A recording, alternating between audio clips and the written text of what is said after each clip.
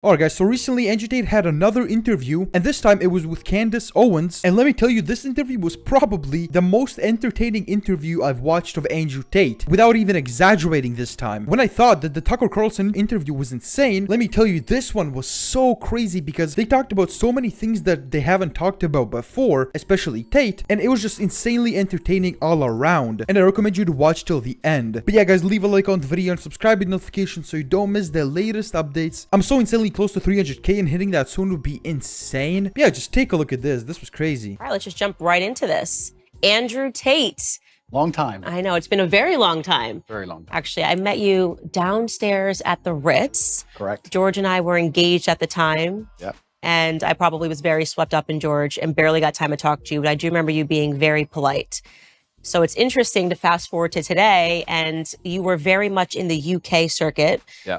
Now it seems like your celebrity is kind of really hitting the US market. They're kind of finding you for the first time, digging up a bunch of old clips, and there's a lot of pressure now on conservatives to say something really awful about you. There seems to be a pressure on everybody on all sides to say something awful about me. I kind of feel like I've been placed in a position where there's always someone attacking me new each day. But I guess I was built for it because it doesn't bother me like it should, perhaps. You seem to be doing pretty well given the circumstances. I know the truth of my heart, and I know that what I say is the truth, and I understand very well the internet and how it works. And I also think I'm perspicacious enough to understand there's certainly a degree of weaponized virtue and perhaps a degree of jealousy and perhaps a few other things that are involved in all of these attacks.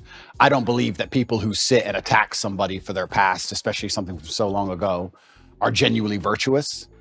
I don't think it's about virtue. I think it's about, well, I can get some clicks this way, or I can get some views that way, or he did the biggest interview ever, or whatever it is. There's certainly some other motivations. And I don't want to say water off a duck's back. I don't want to come across as arrogant. However, I do believe that since the dawn of human time, every single king with any kind of empire was constantly at war. And I think if you're going to become one of the most famous people on the internet, you're going to be at war. And you'd be a fool to become massively influential and then cry about the fact that you end up in constant battles. It doesn't matter if you're Napoleon or Charlemagne or Genghis Khan. There's always someone prodding the edges of your empire, trying to find weakness, see what little bit of land they can take. And I think it's always been the same. And right now, I guess you could say, to a degree, I certainly have an empire and I'm massively influential. And there's a degree of, I wouldn't say jealousy, but there's certainly some ambitious people who are trying to damage it. I think that's what it is. So I did see a mashup clip that we're not going to show because I thought it was unfair. I will say that. Yeah.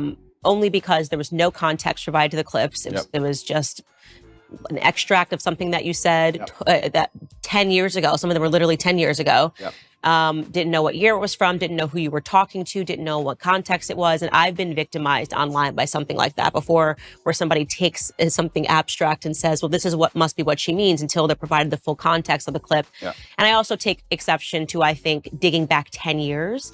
I don't know who could survive that litmus test. I'm 34 years old today. Yeah. 10 years ago, today I speak to my audience. I talk about, they call me puritanical. I talk about, not drinking. Yeah. I think the biggest change has been becoming a mother. And it would really be unfair if we went and found Candace at 24 years old, liberal, dancing at One Oak, and said, well, look at these clips of Candace Owens. Fortunately, I had no cameras in my face 10 years ago. Yep. You somehow did. So I think it's a bit unfair. I also think that some of the critique that is coming your way is coming from people who are well-intentioned, like they actually don't perceive, maybe perhaps, okay, this is 10 years ago, what the context is, has he changed since? So I will ask the question, and we are going to get into some of those clips. You said you're an open book. Yeah. How have you transformed? And I've seen changes just, I think, in the last 5 years. Yep. Who are you today? How have you transformed? That's a very good question. It's also very important when you talk about Candace from 10 years ago. The idea that you did something 10 years ago, which you would no longer agree with, is one thing. But the second thing, to come along to the conclusion that you now have no value to add to the world would be massively unfair. Right? Everybody changes, and that's fine. I'm not the kind of person who's going to sit and apologize for his past. I believe all's well that ends well. I believe we're humans and we grow and we learn. I'd be a fool and I'd be disingenuous to sit here and pretend I was sorry for something I did in the past. And I'm not going to do that. I'm going to be very honest to everyone at home. I've talked at length for a very long time about my history and the fact I used to run a webcam business, and I don't feel guilty for that. I know that's maybe what they want from me. I don't feel sorry for that. I've never hurt anybody. It has nothing to do with my current criminal case. Everybody who worked for me was very positive. In fact, my #1 supporters currently online, and my best lifelong friends, and some of the letters I got in jail were from people who worked for me at that time. And I had a business, and I'm not going to sit here and try and pretend that I feel guilty or I feel sorry for that. I'm from a low income background. I did what I had to do to survive. And truthfully, all in all, being very honest, I don't think what I did was really that bad. And I want to say that. And I know people are going to lose their minds for it, but I didn't sell drugs. I didn't kill anybody. I mean, what did I do? I found a gap in the market, and I helped some people organize some accounts on an internet website. That's what I did. And they're going to try and criticize me and crucify me for the next 100 years because of it, because of clips that were made 10 years ago. I think it's disingenuous, and I don't think anyone actually really cares about the virtue of it, because nobody who was involved in my life back then is complaining about anything. I think it's just an attack on me. And certainly we learn and we grow and we change, but it's very interesting how hypocritical the idea of looking at somebody's life over such a long period actually is. I mean, we can look at Donald Trump, right? Who I'm a fan of. I guess I know you've had your ups and downs with him, but in the conservative sphere, he's pretty well respected. Donald Trump used to own the Miss Universe pageant. Are we going to criticize him? Are we going to crucify him? What about the girls he had in Miss Universe who decided to go on and do Playboy magazine? Is he a bad person now? Why? Now, that's not Christian values, right? People are messy, and life is messy, and nothing is completely clean. And this idea that you're going to find somebody, and 10 or 11 years ago, they did something which might even be slightly distasteful, not even illegal, and you're going to crucify him forever. I just don't believe that's genuine virtue. I think it's just an attack. I do think what's happening right now is they are wrongly conflating you having run a webcam business, however long it was ago, to the criminal cases happening in Romania. And this is why I interjected in my voice when people were saying, he's not a conservative, he's not a Christian. I don't understand why Christians are giving him a platform. And I'm very sorry to interrupt. I'm very sorry to interrupt you. But yeah, I will say right now, I would never consider myself a conservative from that standpoint. Right. I'm a rational actor. I'm a reasonable person. I'm intelligent. I use my brain. And I guess that makes me align with many conservative issues overall, because the other side have lost their minds. I don't wake up and stand there as a conservative figure. I don't consider myself a conservative figure. I've just ended up aligning with them on a lot of core issues because I'm a forward-thinking, rational person.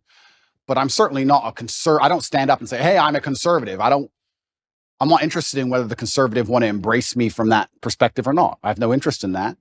I wasn't even particularly political until my recent debacle, where I realized a lot of things about the world and how avoiding politics will not save you, unfortunately. Yeah, that's one of the things I pointed out. I said, he's never said he was conservative. He is not identifying as a Christian. So why are we suddenly using that as whether or not a Christian, a conservative can put him on a platform and talk about something that is relevant? And something that is relevant is whether or not you are being wrongly or unfairly persecuted by a government. Yeah. I have spoken on my platform after examining the charges against Harvey Weinstein. He's clearly not a conservative. He's about as far left as it really gets. Yeah. But that doesn't mean that I don't have an interest in whether or not he's guilty or not guilty, and whether or not he was persecuted because of a overtly political movement like Me Too. So I do not like that these things are being conflated, but I want to park that aside because we are going to get into your case and just stick with what you just said about the webcam business. So you say you don't have any guilt for it. I'm not sorry. I don't operate in that frame. I don't think it's an intelligent way for a man to go through life to say, I'm sorry. At a younger age, I did the best I could possibly do, and I did the best I believed at the time. And you grow from it and you learn. And perhaps there's times in your life where you look back and think, well, maybe I would have done this differently, because hindsight's always 20/20. But every rapper sold drugs.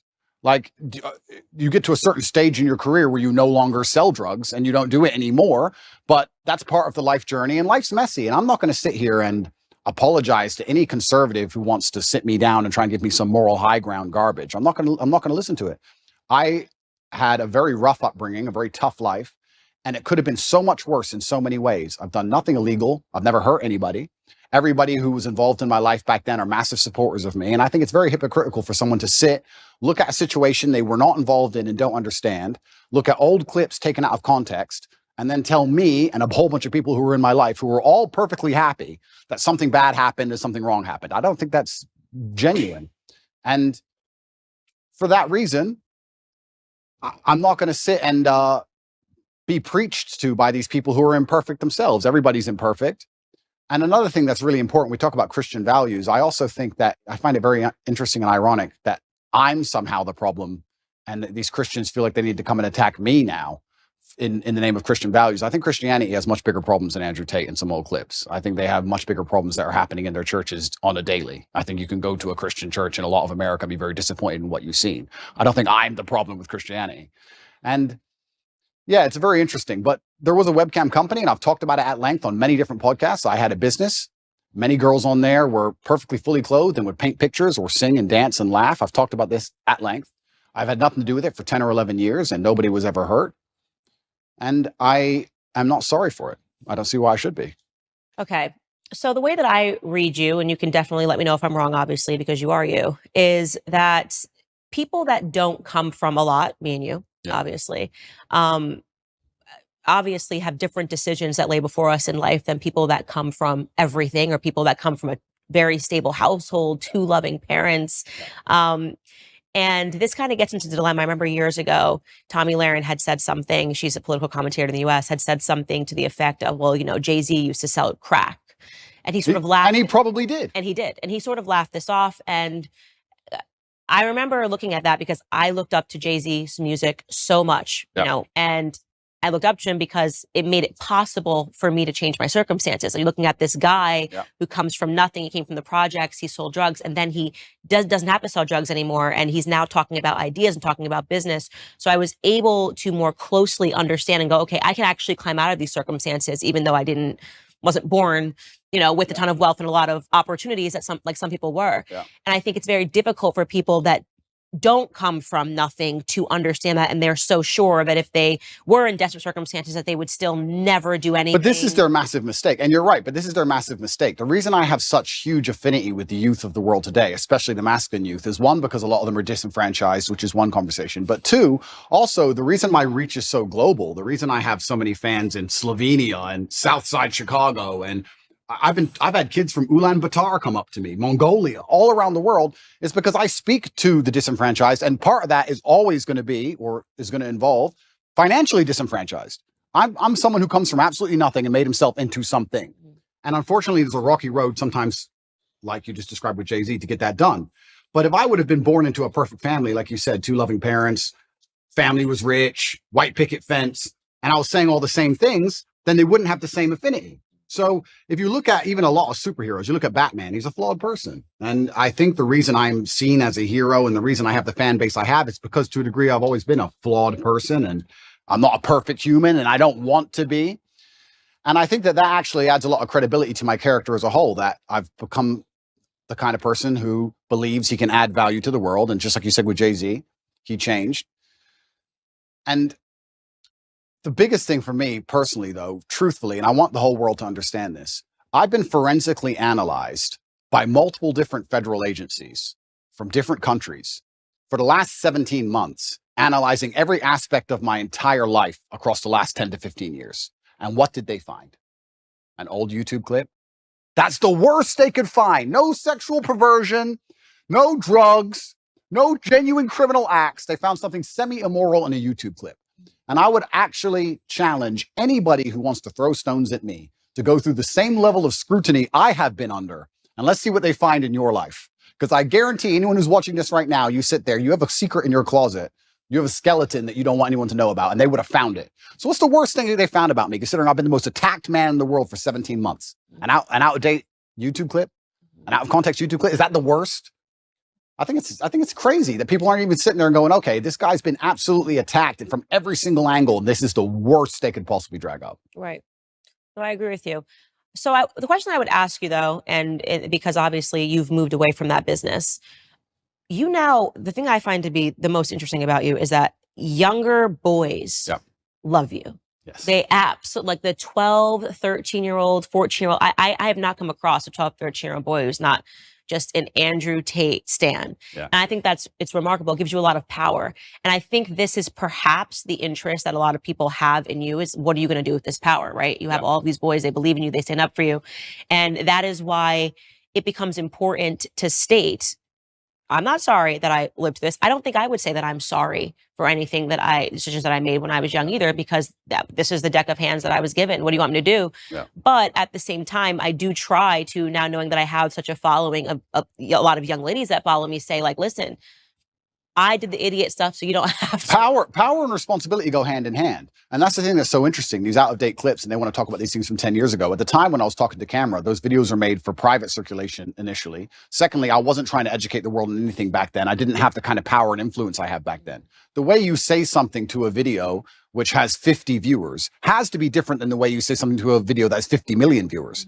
Power and responsibility absolutely go together, and I understand that very well, and I understand the power I have. And I do believe I'm now an absolute force for good in the world, and I'm far more careful with how I'll project myself with certain ideas. Absolutely agree, completely. But that's the thing that's even so crazy about all of it. These old videos that everyone's so concerned about wouldn't even circulate if my haters weren't constantly trying to use them against me. They'd be disappeared into the history of the internet. I don't know where these things come from. I don't know where they were found. I don't know where they are.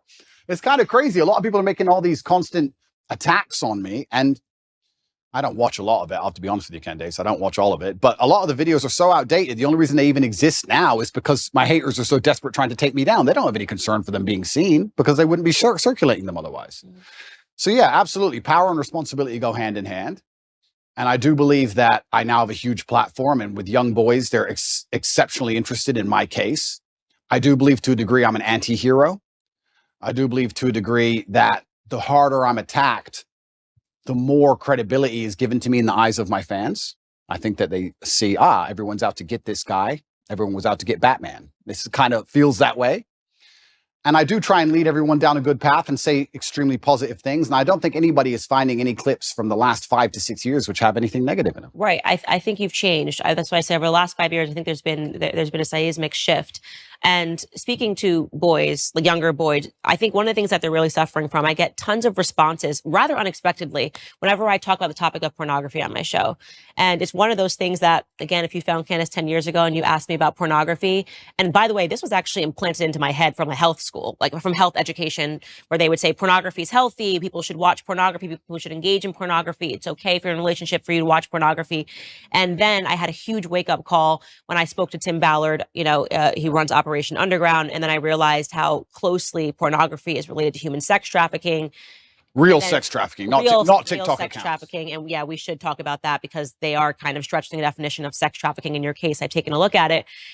And what's remarkable to me is the amount of young men, and I would say from the ages of 18 to 35, that write in and say how much they're struggling with porn, how much they're struggling with pornography addiction, how they feel that no person is talking about the ills of pornography. And so I just watched this clip of you this morning, sitting next to Adam, 22. You were ever interested in doing your first ever double penetration scene that me and Lena, I mean, I don't want to speak for you, but I feel like, yo, dude, would he be a suitable candidate? Andrew Tate, can I tap him in? Oh, no. He looks built. Can I fill in real quick, Andrew? You're out, Aiden. We canceled you. You're not in this conversation anymore. Fair enough. Go ahead, Andrew. Would you double penetrate her, bro? Would you do that, Andrew? Go ahead. Finish the answer question. If our balls pop together, is that chill? There's absolutely 0% chance of that happening.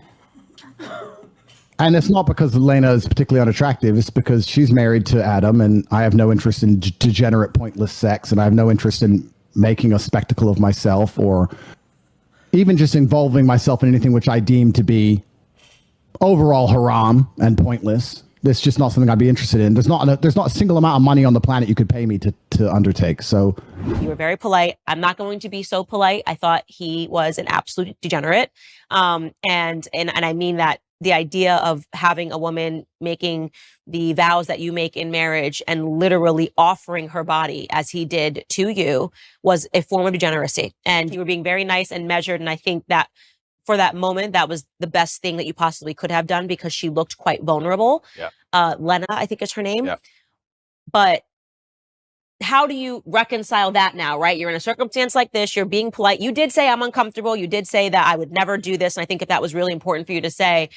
But you're not the same person. I mean, how did you? Even reflecting on it, it's so disgusting. He offered you his wife. It is pretty disgusting, and it's also pretty misogynistic because he didn't ask her. He offered her. I felt sorry for her, so I was very measured with my conversation with them because I felt sorry for her. I could tell she was nervous. She was swinging on the chair back and forth. She didn't want to be there. She felt extremely nervous, and I think that only a coward would berate a very nervous, very scared woman. Even if she did something which I personally disagree with, even if I think Adam is personally, he doesn't align with my morals, because she was so nervous and because she was so almost afraid she looked. And I think she expected me to go at her hard. So I just felt sorry doing it. I just didn't, I couldn't find, maybe I'm getting soft in my old age, but I thought, I think she knows what I think, and I think she knows what the world thinks. And I think if I go at her too hard, it's just going to break her. And I don't really like the idea of her, you know, turning off the camera and bawling her eyes out. I think that God will teach her the lessons she needs to learn from her experience, both positive and negative. And I think that's God's job to do and not necessarily mine. But yeah, it was certainly uncomfortable, and it shows how degenerate the world is becoming. And pornography as a whole is simply just, I think it's an effect. I think it's a tool which is used to ensure that the male populace stays as docile as possible. I don't think that any of the things that are happening to the male population are accidental. I think that keeping us as docile as possible is very interesting for the people who are in charge of the world, because we're the warrior class. At the end of the day, it's going to boil down to the men who are going to stand up and actually do something about anything at some point in time. So I think they like the idea of us being docile. And I mean, how much more docile can you get than a man sitting there looking at a screen, not even want to reproduce for real because he's just staring at a screen? And I think that's just a next stage in the slave mind. And it's everywhere now. Whereas, and this is something that my husband says, he doesn't have any social media because he's like, Instagram is pornography. I open my Instagram and I've got Emily Ratajkowski's butt cheeks. Yeah. And I'm not a man, so I don't have that same biological reaction to seeing it. But I can only imagine how difficult it is for a man when you open an app and you've got Kim Kardashian offering her body to Emily Ratajkowski. Even if you're walking down the street, I've realized even how desensitized I've become to pornography, because you see an ad for Gucci and for whatever reason, she's got to be completely naked while she's holding the bag. I remember in my lifetime, there were music videos that got censored or banned or can only be played after 10 or 11 at night. And if you watch them now, you'd be like, what? For what? What is that? A bikini? Like, it's nothing. It's amazing how quickly it has degenerated. And yeah, absolutely. And we're all degenerating with it. Like I've realized the fact that I don't have a reaction to seeing the half-naked woman holding a Gucci bag means that I have been desensitized to pornography. And I can only imagine what that does to men. Oh, completely. And but this is what the powers that be want. They want to make sure that the male populace is as docile as possible. And they do that with a large array of weapons. And they do that with a web of tools. And I believe that I'm the counter to that, which is the reason I ended up attacked in the first place. But unfortunately, when you buy into the slave mind programming, you do not become the kind of man who can easily attract a woman, because you're not attractive to females as a whole. So how do you satisfy yourself? You end up sitting there staring at a screen, and they convince you that's a good life to live as a man, and that's perfectly fine and perfectly normal. And you don't even get to genetically reproduce. I do also, though, and I want to make this clear, I do believe in absolute and utter self-accountability as a man. I think as a man, everything that happens to you is your fault. Me going to jail was my fault. Me being attacked online was my fault. If all these bad things that happened to me, I will take responsibility for, even if I believe they were unfair or unjust. And I think that any man who's going to sit there and say, I'm struggling, he also needs to wake up and understand that if you're going to truly struggle to not click on a website, then you're going to deserve the terrible life you're going to live. And the devil or the matrix or whoever you want to call them are going to fill your life with temptations. They're going to fill your life with easy way outs that they're going to want you to take, because the good road is usually the hardest road. And if you're going to continue to fall for them, then you're going to have to suffer the consequences of that. So it's double-edged. It's certainly difficult that pornography is everywhere and men are struggling with it. But to me, what's even more upsetting is that these men don't have enough fortitude and enough mental strength to wake up and say, I'm better than that. Okay. But this is the thing, right? So I'm about to get started, Candace. Good, get started. This is the thing. But this is the thing, right? So when you attack a man's mental fortitude on one issue, you attack it on all issues. This is why it's done purposefully. To resist the slave mind, you need to be able to resist in the first place. How can you resist a slave mind if you have no physicality, you have no willpower, no ability to mentally resist anything? Well, then what you're going to end up doing, you're going to end up eating the bugs and watching the porn and sitting in front of your computer. And that's what they want from the people. So I think that it's actually all very interconnected. People come at me with the porn problem, and I get the same thing. Guys say to me all the time, hey, what are you going to do? What should I do? I struggle with pornography. And I say, that's because you have nothing else in your life in order. If you were in good physical condition and you had the money you were supposed to have and you had the mentality you were supposed to have, you wouldn't need it. So the reason you're so addicted to porn is because everything else in your life is a failure. And Yeah, it's certainly a complicated issue. It's a difficult one. And this is why they fear male agency so much, because when men truly wake up and decide to be the best versions of themselves, they're hard to control because all these control mechanisms fall by the wayside. They don't want the porn anymore. They don't want the antidepressants anymore. They don't want the garbage anymore. And now you have a whole bunch of men who actually want truth and honor and respect, and they want to live for something. And then what are they going to live for? They're going to want to be brave. They're going to want to do the right thing, regardless of how dangerous it may be for their own personal circumstance. And that sounds like a difficult population to enslave. And that's what's scary. So how do you reconcile, first off, how long ago was your webcam business? Yeah, so I stopped having any involvement with it. I think 8 to 9 years ago, I stopped. It was a long time ago. It was at the early stages of the internet. And I'll explain it one more time for people. I've explained it already at length, but I'll explain it from the beginning. I had a company. I was fighting at the time. And on a side note, I actually want to make this clear. We talk about things people have done in the past for money. I beat people up for money. I hurt people for money. I don't often tell people this, and I think this is the first interview I've mentioned it in. There's a person who can never walk the same again because he fought me. I've had 87 professional fights, and I did my best to kill people. You're going to sit here and talk about what I did for money. I literally hurt people for money.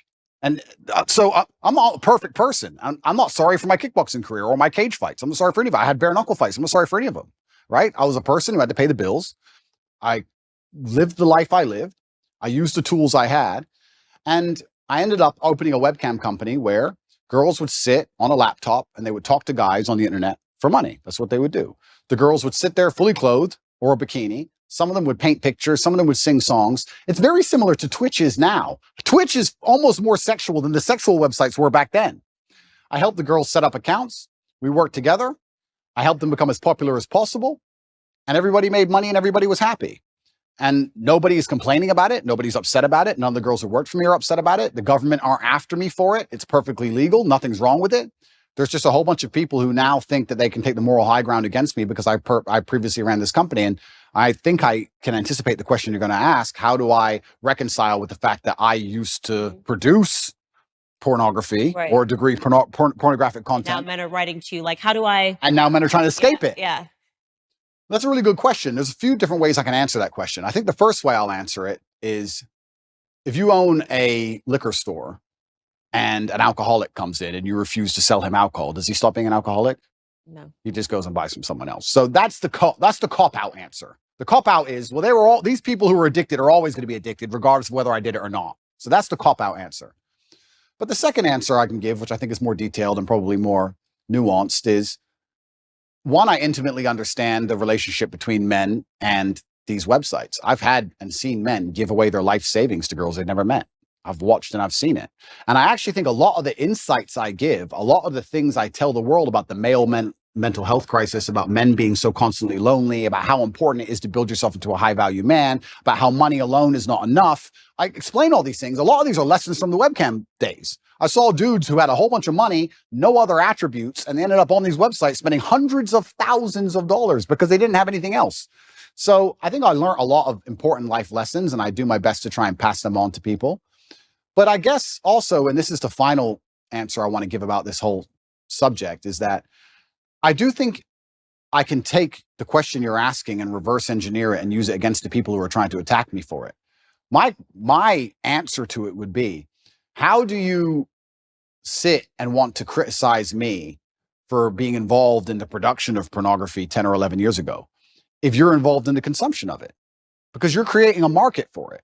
So anybody who wants to sit and say that I did things wrong, that's fine. You're allowed to throw stones. But if you're in a glass house, if you have ever signed up to an OnlyFans account, if you have Instagram, if you're following these models on Instagram who you don't know, who are showing their tits and ass all day, if you've watched porn, if you fancy or think some beautiful woman on a movie, if you're going to live in lust yourself and you're funding this entire industry, you're downstream, you're at the bottom of it, how can you then take the moral high ground on the person who's producing it? That doesn't make sense to me. So if you've totally abstained from pornography your entire life and you've never looked at it ever, and you've never been involved with it ever, and you're a perfect person and you want to come along and say what I did was wrong, that's fine. But I don't think most people who are complaining can even say that. I don't think they can. And I will once again state this, and I state this as a matter of almost fact. The level of investigation I've gone under, the level of forensic investigation my life has been submitted to, most people don't understand. Most people have never been through what I've been through. They've not had their entire life forensically analyzed, every word they've ever said, everyone they've ever spoken to, every WhatsApp chat, everything, head to toe by federal agencies for the last 10 years. And the most they come up with is that I ran a webcam company, which I've already admitted to. That's it. Take these people who criticize me and see how many porn websites they've been on. Get their laptops. See the they've Googled. See who they've spoken to. Like, it's all massively hypocritical. I do understand that some people would hear that and go, oh, you know, he's a bad person, etc. I don't think I was a bad person. I never hurt anybody. I think I could have done much worse things. I know many people from my circumstances who did many things worse than what I did. And all in all, I'm not going to sit and pretend I'm sorry for something I'm not sorry for. And I just want to make it clear to the world that, like you said, people come from different backgrounds and people grow and people change, etc. But I also look at the world in a different way. I think that we're all constantly doing our best. I think I'm doing the best I can right now. When I'm 55, I might watch this interview and think I'm an idiot, right? And I think we're all constantly doing our best. And I did the best I could do at the time. And I don't think it makes sense for me to hate past me for doing his best. I just don't think that's a very constructive mindset. Yeah, I think it's really important for conservatives, people that identify and say, I'm a conservative, to recognize that the people, it's not people that are perfect that are bringing people over to our side. I was not brought over to conservative principles by people preaching at me and telling me how perfect their lives were. It was actually people that were much more broken that led me here. Which is fascinating. I got interested in business because of Jay-Z. Yeah. I criticize him all the time now about things that he does. But you're not. I got interested, you know, in Kanye West, you know, him doing a Christian album and things of that nature. You need people that are flawed. You need people that are real. This is the thing. I'm not particularly political. I didn't consider myself particularly political, but it looks like I'm kind of ending up there. And like I said, I'm a realist, which puts me on the conservative side, and I'm not stupid. And I understand very well about the world and propaganda and what they're trying to do to us. So you end up being a conservative by default. But you're a real person if you have flaws. If you want to sit and tell a disadvantaged youth growing up in the south side of Chicago how he's supposed to live his life from your perfectly manicured garden and your white picket fence, you're not going to get through to that person. They don't care what you have to say. It actually becomes a bit of a turnoff. Absolutely. It's like those are things about me that I don't think will ever change, which is why I get your following. I get what people like about you. It's why you say the disenfranchised follow you. And I think it's important for people to understand that. Like, there was no way, like, and I still have no respect for her at all, but it's why I snap so hard at, like, the Meghan McCains. I'm like, who the hell are you? What have you done in your life that you think I'm going to take advice? What, you've just been someone's daughter, right? What have you worked for? Absolutely. What have you survived? Tell me something that you lived through in your life that was a struggle. You can't. Because your life has been perfect. And so I think it's so foolish to think that I'm going to take a lesson, that I'm more likely to take a lesson from a Meghan McCain, who I don't even think is a conservative. I think she's just a rich girl and got rich in way worse ways than you got rich. What was daddy doing overseas? And that's a really amazing point, because we can also look at that, right? Conservatives will sit here and attack me. There are people who are making millions from blowing children to pieces. Like, let's get the world in perspective here for a second. But it's cleaners. They didn't get their hands dirty. Of course. Yeah, I totally agree with you. And that's why I am never the first to bark when someone is suddenly assessing someone's entire life. I'm like, look at you are literally built on the backs of dead Iranian children. Absolutely. And I'm standing up here also, and I want to make this very clear. Like, I've not tried to avoid this judicial process. I've not tried to run away from anything. I'm standing here saying, if I've committed a crime, put me in jail. And if I haven't committed a crime, what can you say I've done? You could argue it was slightly immoral, perhaps. But I also, to a degree, maybe I'm a libertarian. I think if 20 people or 30 people get in a room and they all agree to do something and it makes them happy, then they should be allowed to do it. If nobody's hurt, nobody's upset by it, then they should do it. And perhaps that does make you a libertarian. If 30 full-grown men decide to go into a room and be gay, and they want to be gay, then they should be allowed to go be gay. You're 30 men. You're not hurting anybody. It's what you want to do. If you want to wear red T-shirts, wear red T-shirts. If me and my brother had 30 people, we all got together and everyone made money and everyone was happy, who's others to come along and criticize and say people are victims, people are upset, this is wrong, this is bad, etc.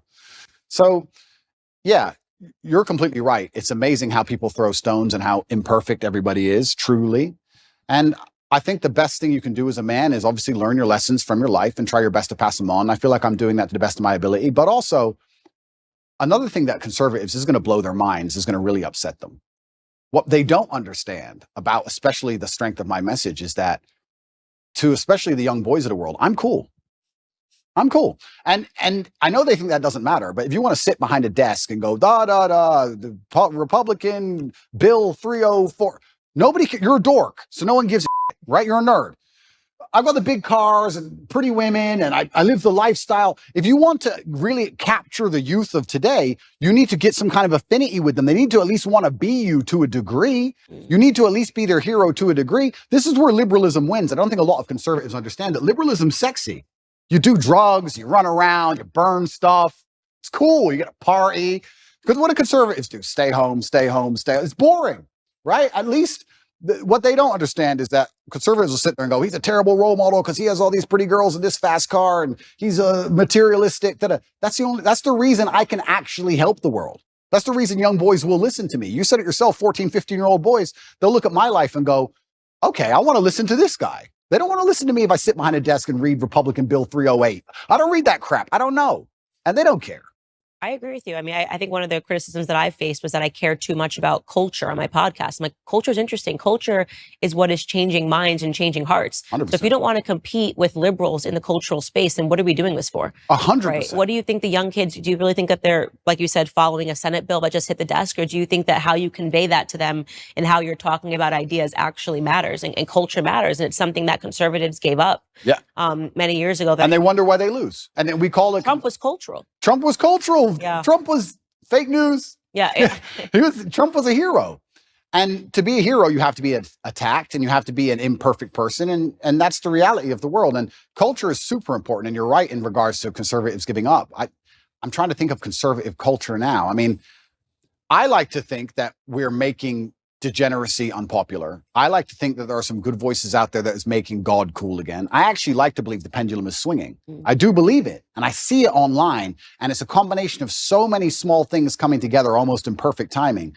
But it is cultural. You need a cultural shift that moves away from this insanity. And you're right. If you just want to sit there and just preach, nobody's going to be interested in it. And I also think that especially in the masculine realm, I can't talk for being a woman, but I can talk for being a man. In the masculine realm, we certainly like to see people lead by absolute and utter example. Because traditionally, we would be following our commander or the man we respected into war. So we'd like to know he can at least fight. You like to see he's at least brave. You like to see him lead by example. And I think especially if conservatives want to win the culture war, then they need to lead by example. If you're going to be a conservative preacher and you want to tell men about how they should live their lives, you should be as strong as possible. You should look in shape. You should be big. You should show you're motivated, you're disciplined. You should absolutely, of course, we all have vices, but you should be very disciplined with your outlook. You should make it very clear to the outside world that what you've done wrong, what you haven't done wrong, you should take accountability.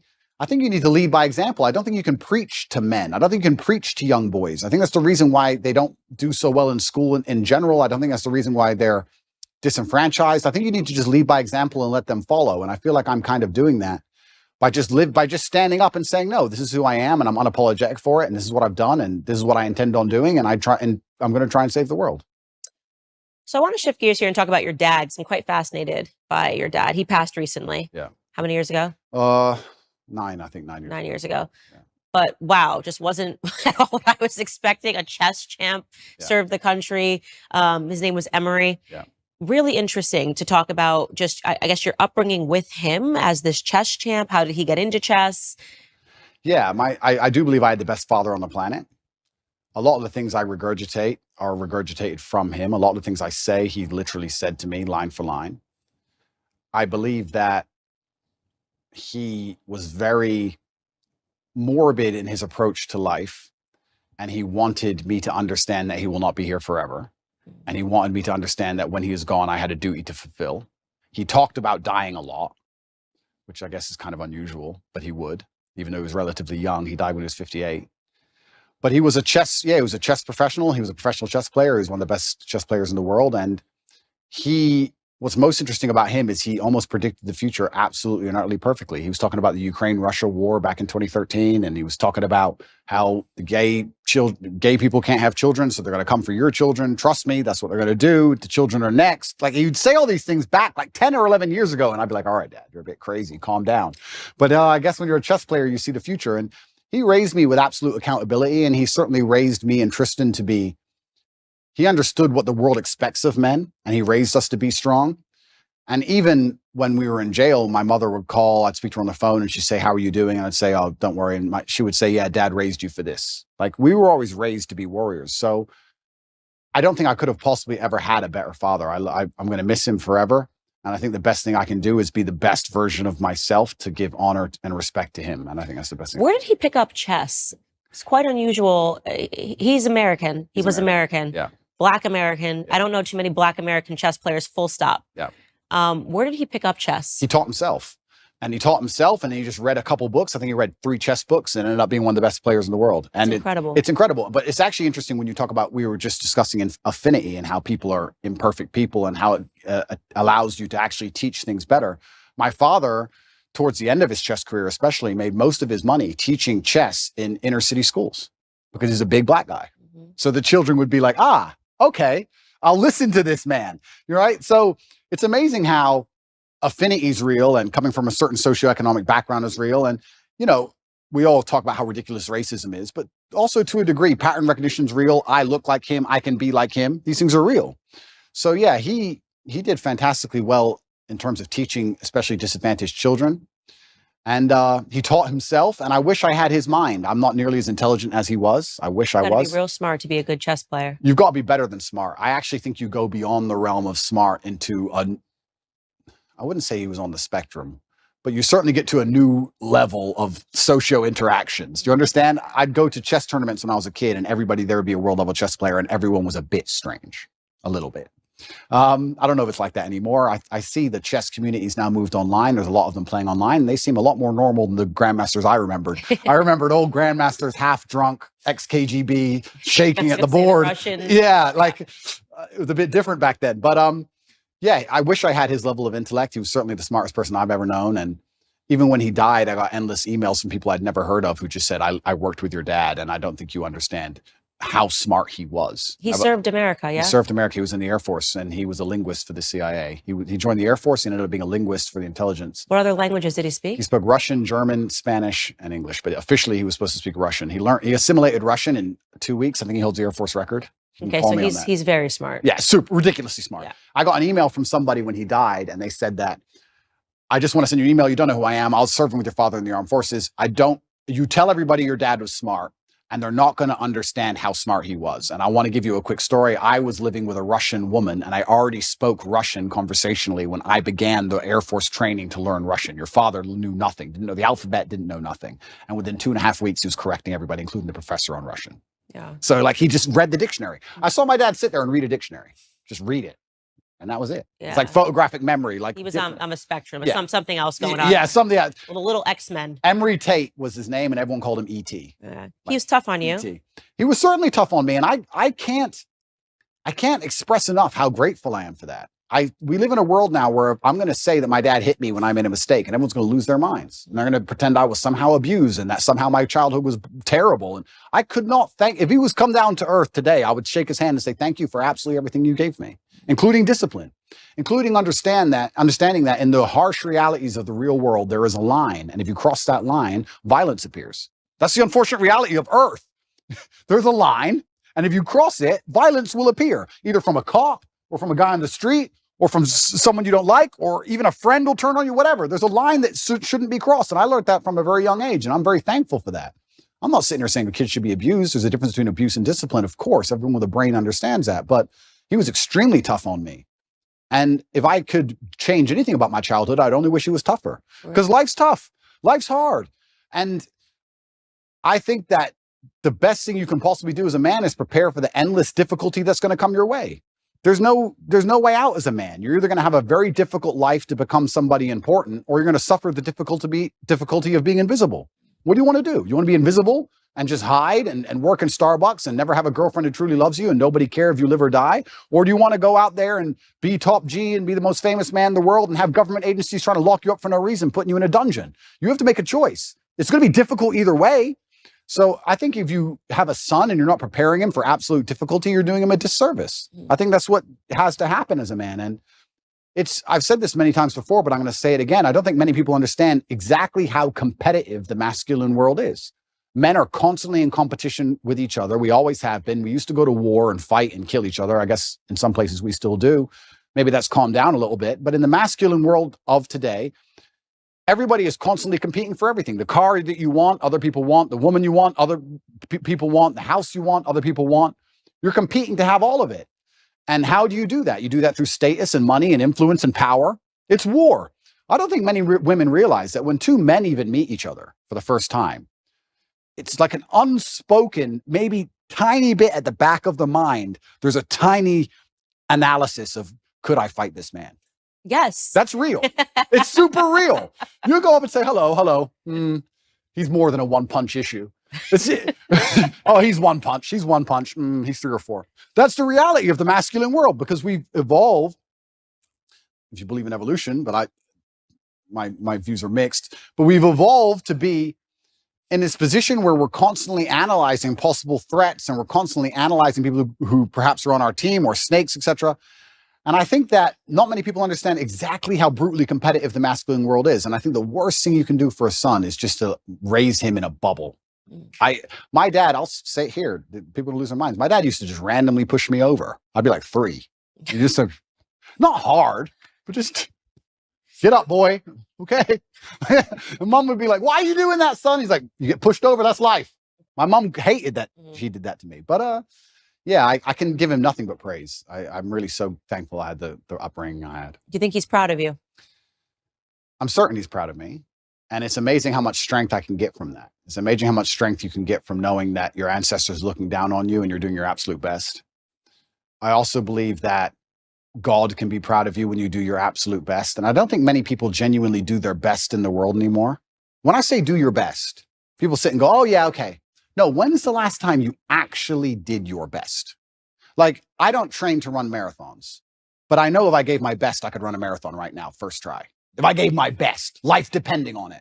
When's the last time people have genuinely given their best to anything? There are people going through the world and going through life today that don't give their best or 100% effort to anything ever.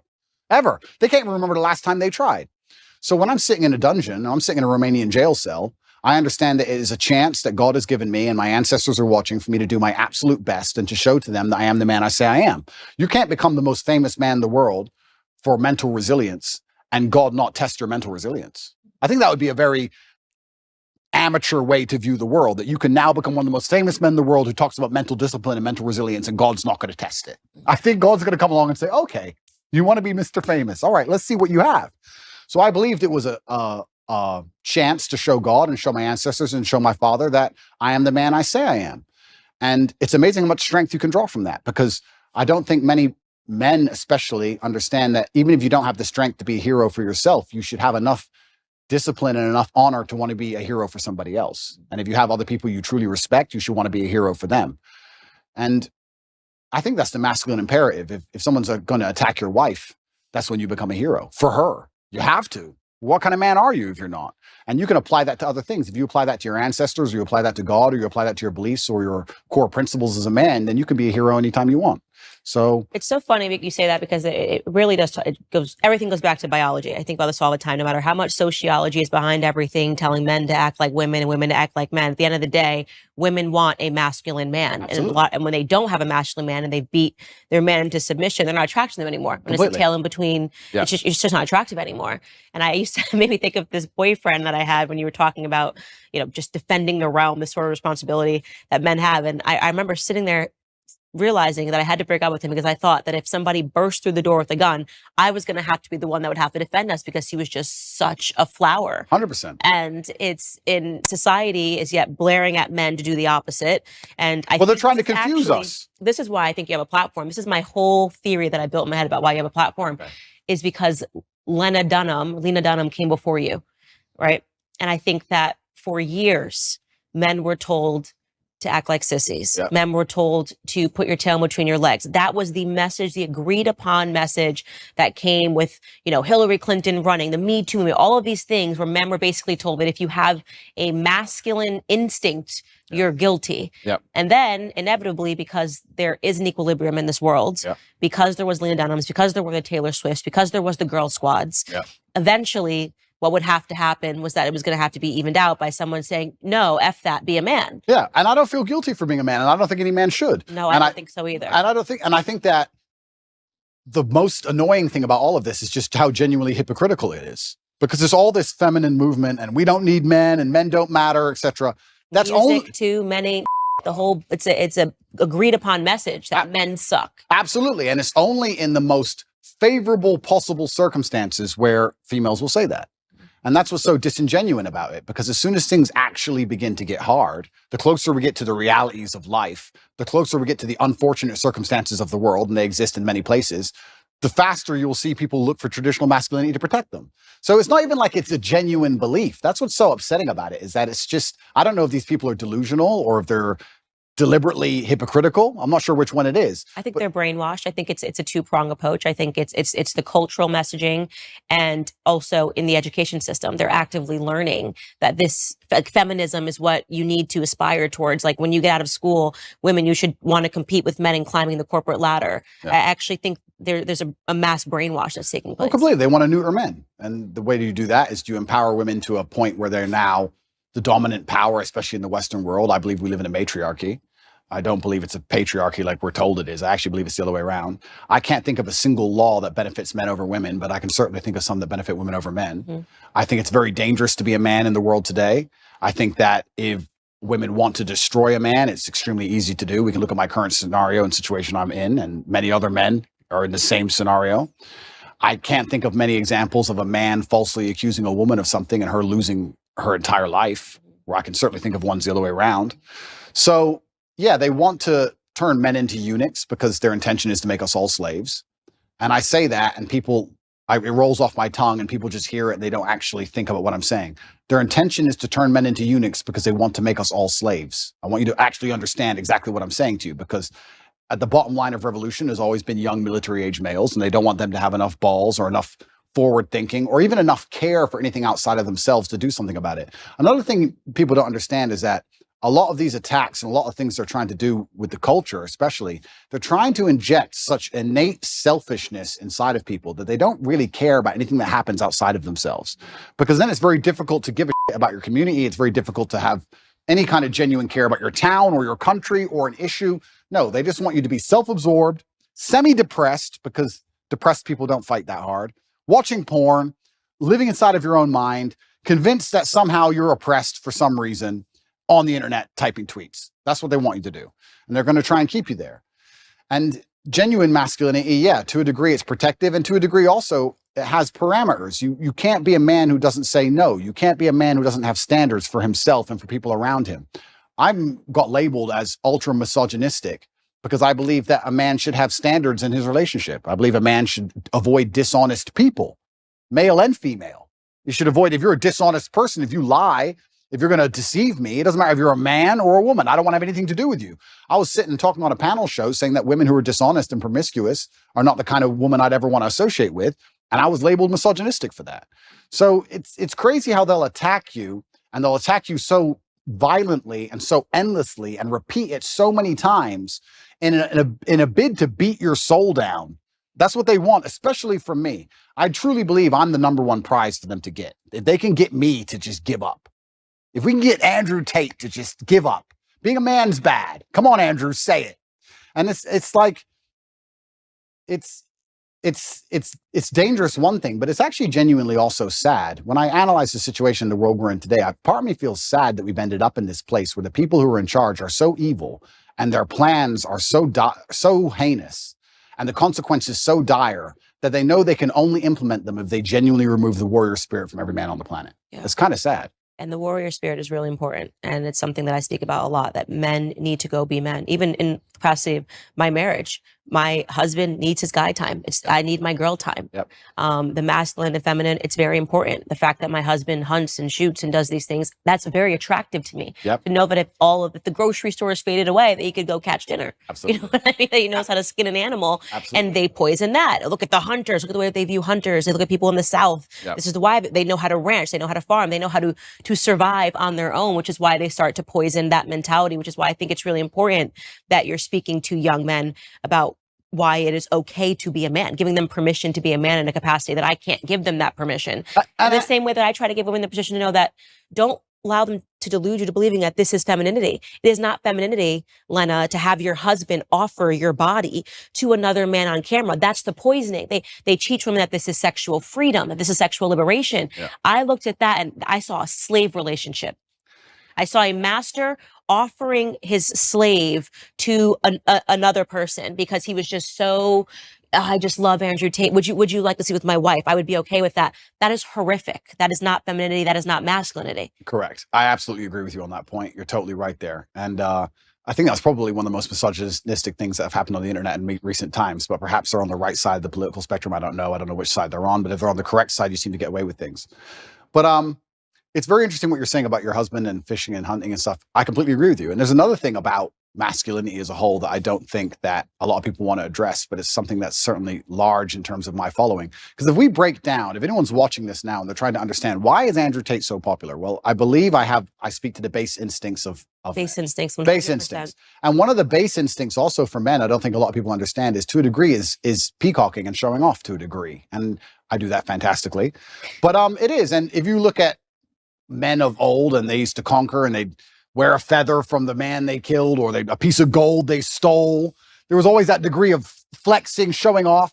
And I think it's being unapologetically masculine and saying, yeah, I'm a big, successful man and I can afford all this stuff. And this is who I am. And I've worked my ass off and this is what I have. And I'm not sorry about it. And I'm dedicated and I'm hardworking. And no, I'm not. I don't feel like I should have to cower or hide or apologize to the world for any of these things. And I think that's the reason why a lot of men find affinity in my message. And you're right. Baseline masculinity is being attacked, and women naturally don't find it attractive to find a man who's not that way anyway. But baseline masculinity is being attacked because they want you absolutely not dependent on the government, so that the government can decide whether you eat that day. And I don't want to be a pessimist, but I still think in many ways, almost with technological advances, it's going to be very difficult to resist. I think it's actually scary. I don't know how the world's going to be in 100 years from now, but I don't know if there's going to be much freedom left. I don't know about you, but when I look at the things they're doing with CBDCs and electric cars and the way the currency is going to change, it's going to be very difficult to resist without literally starving to death. So I don't know what's going to come. So learn to farm. Learn to farm. Hunt, that's learn to right. shoot. Don't let them convince you that's somehow racist and sexist and backwards and veganism. Like, you better learn to do all of those things because we need men now more than ever, right? Yeah. And also I do believe, and this is going to get me called misogynistic, but I'm going to say it anyway. I do believe we need masculinity, especially in the households, because I believe that women are more emotionally led and men are more logically led. It's true. And I think that the propaganda machine and the news machine primarily uses emotional arguments as opposed to logical arguments. And women fall for the emotional arguments. So if you have a woman who's in charge of the household and her man can't resist her commands, and they put on the news, be afraid, COVID's going to kill everybody. She gets afraid. Now you have a whole household of people with masks on, 8 vaccines, and down the insanity hole. Whereas a man with logic would sit there and do exactly what I did and said, look, all right, let's calm down for 2 minutes. Let's just wait because the news lies. So let's just wait till Wednesday before we start taking injections. Let's chill. So I think also masculinity is needed because what they're going to do when they try and make us all slaves, they're going to use emotional arguments. And they're going to come along with, I was talking about COVID with someone the other day and we were saying how insane it all was. And I said, imagine how insane something like COVID will be once the police force are robotic. Imagine once it's all AI, no mask, done. Like, at least in certain countries, and I know because I traveled the entire world during COVID, I'll say here publicly on the internet, I broke every single COVID rule. I broke every single lockdown restriction. I broke all of them. Every single one. Never listened to any of them. I broke more. It's a competition. Yeah, so if it's a competition, I broke more. You sure? And from day one, I was like, absolutely not. I didn't even let people that were wearing masks into my house. I was like, my baby will not look up and see somebody wearing a mask in his crib. That's scary. Yeah. Looking like Bane, look over his crib. Like, that's just not happening. Amazing. But yeah, I mean, me and my brother, we moved to Sweden. We resist the COVID thing from the absolute beginning. We tried our best because Sweden was completely wide open. Absolute insanity.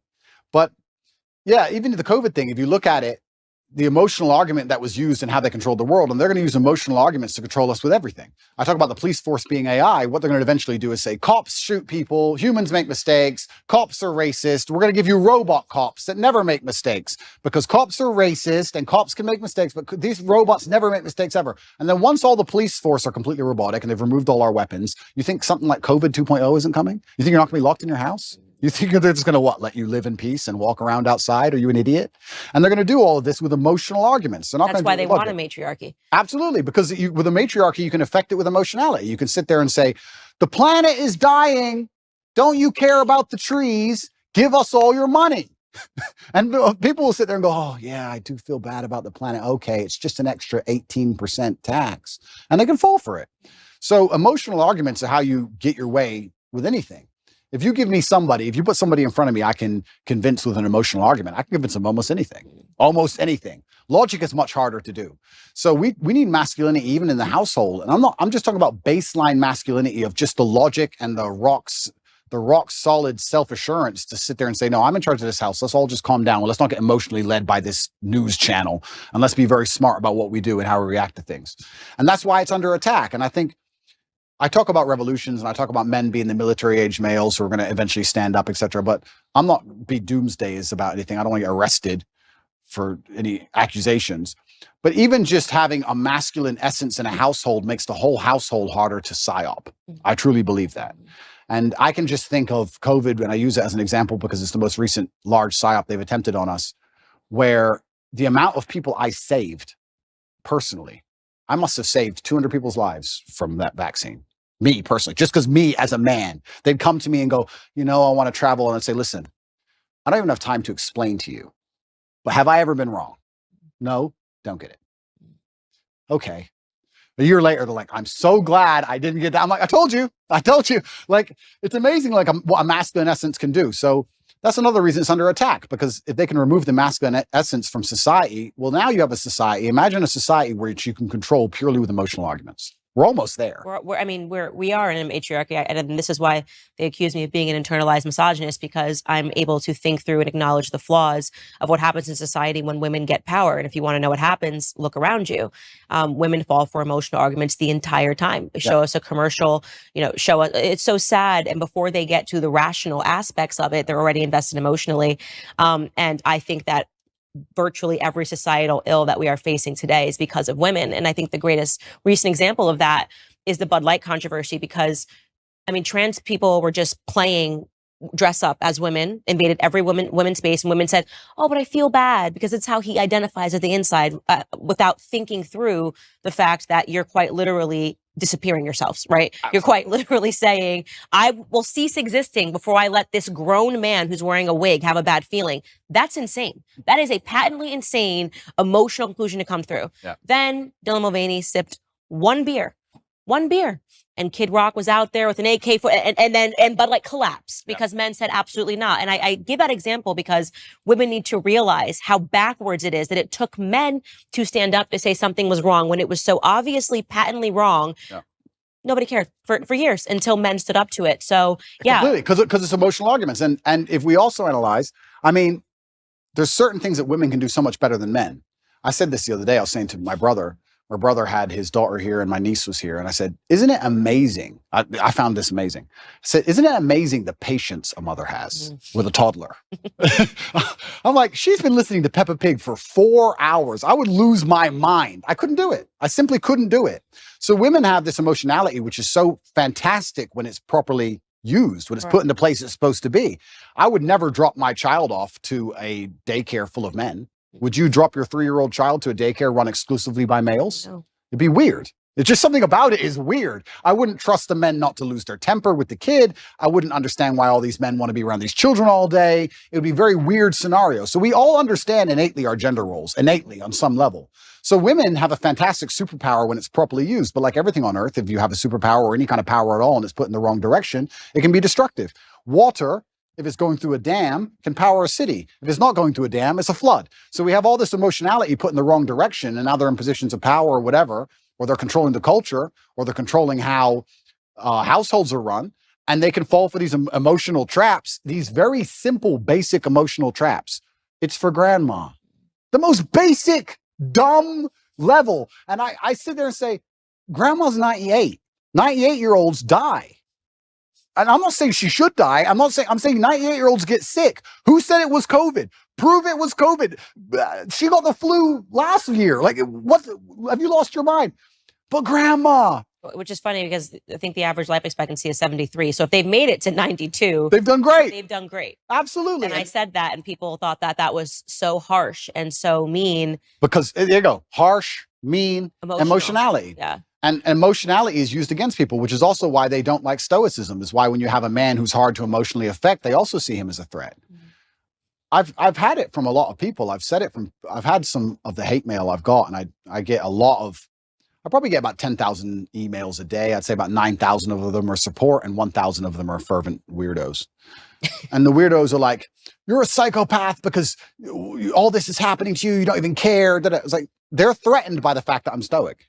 They're threatened by the fact that I won't cry and lose my mind over it. They're like, oh, he has emotional control. He's a threat, because then they can't lie to me. They can't psyop me. And they want you to be emotionally incontinent. And this is another thing they're teaching men. They're teaching men to act out your feelings. Well, why are they doing that? Because that makes you an emotional person and you're easier to control.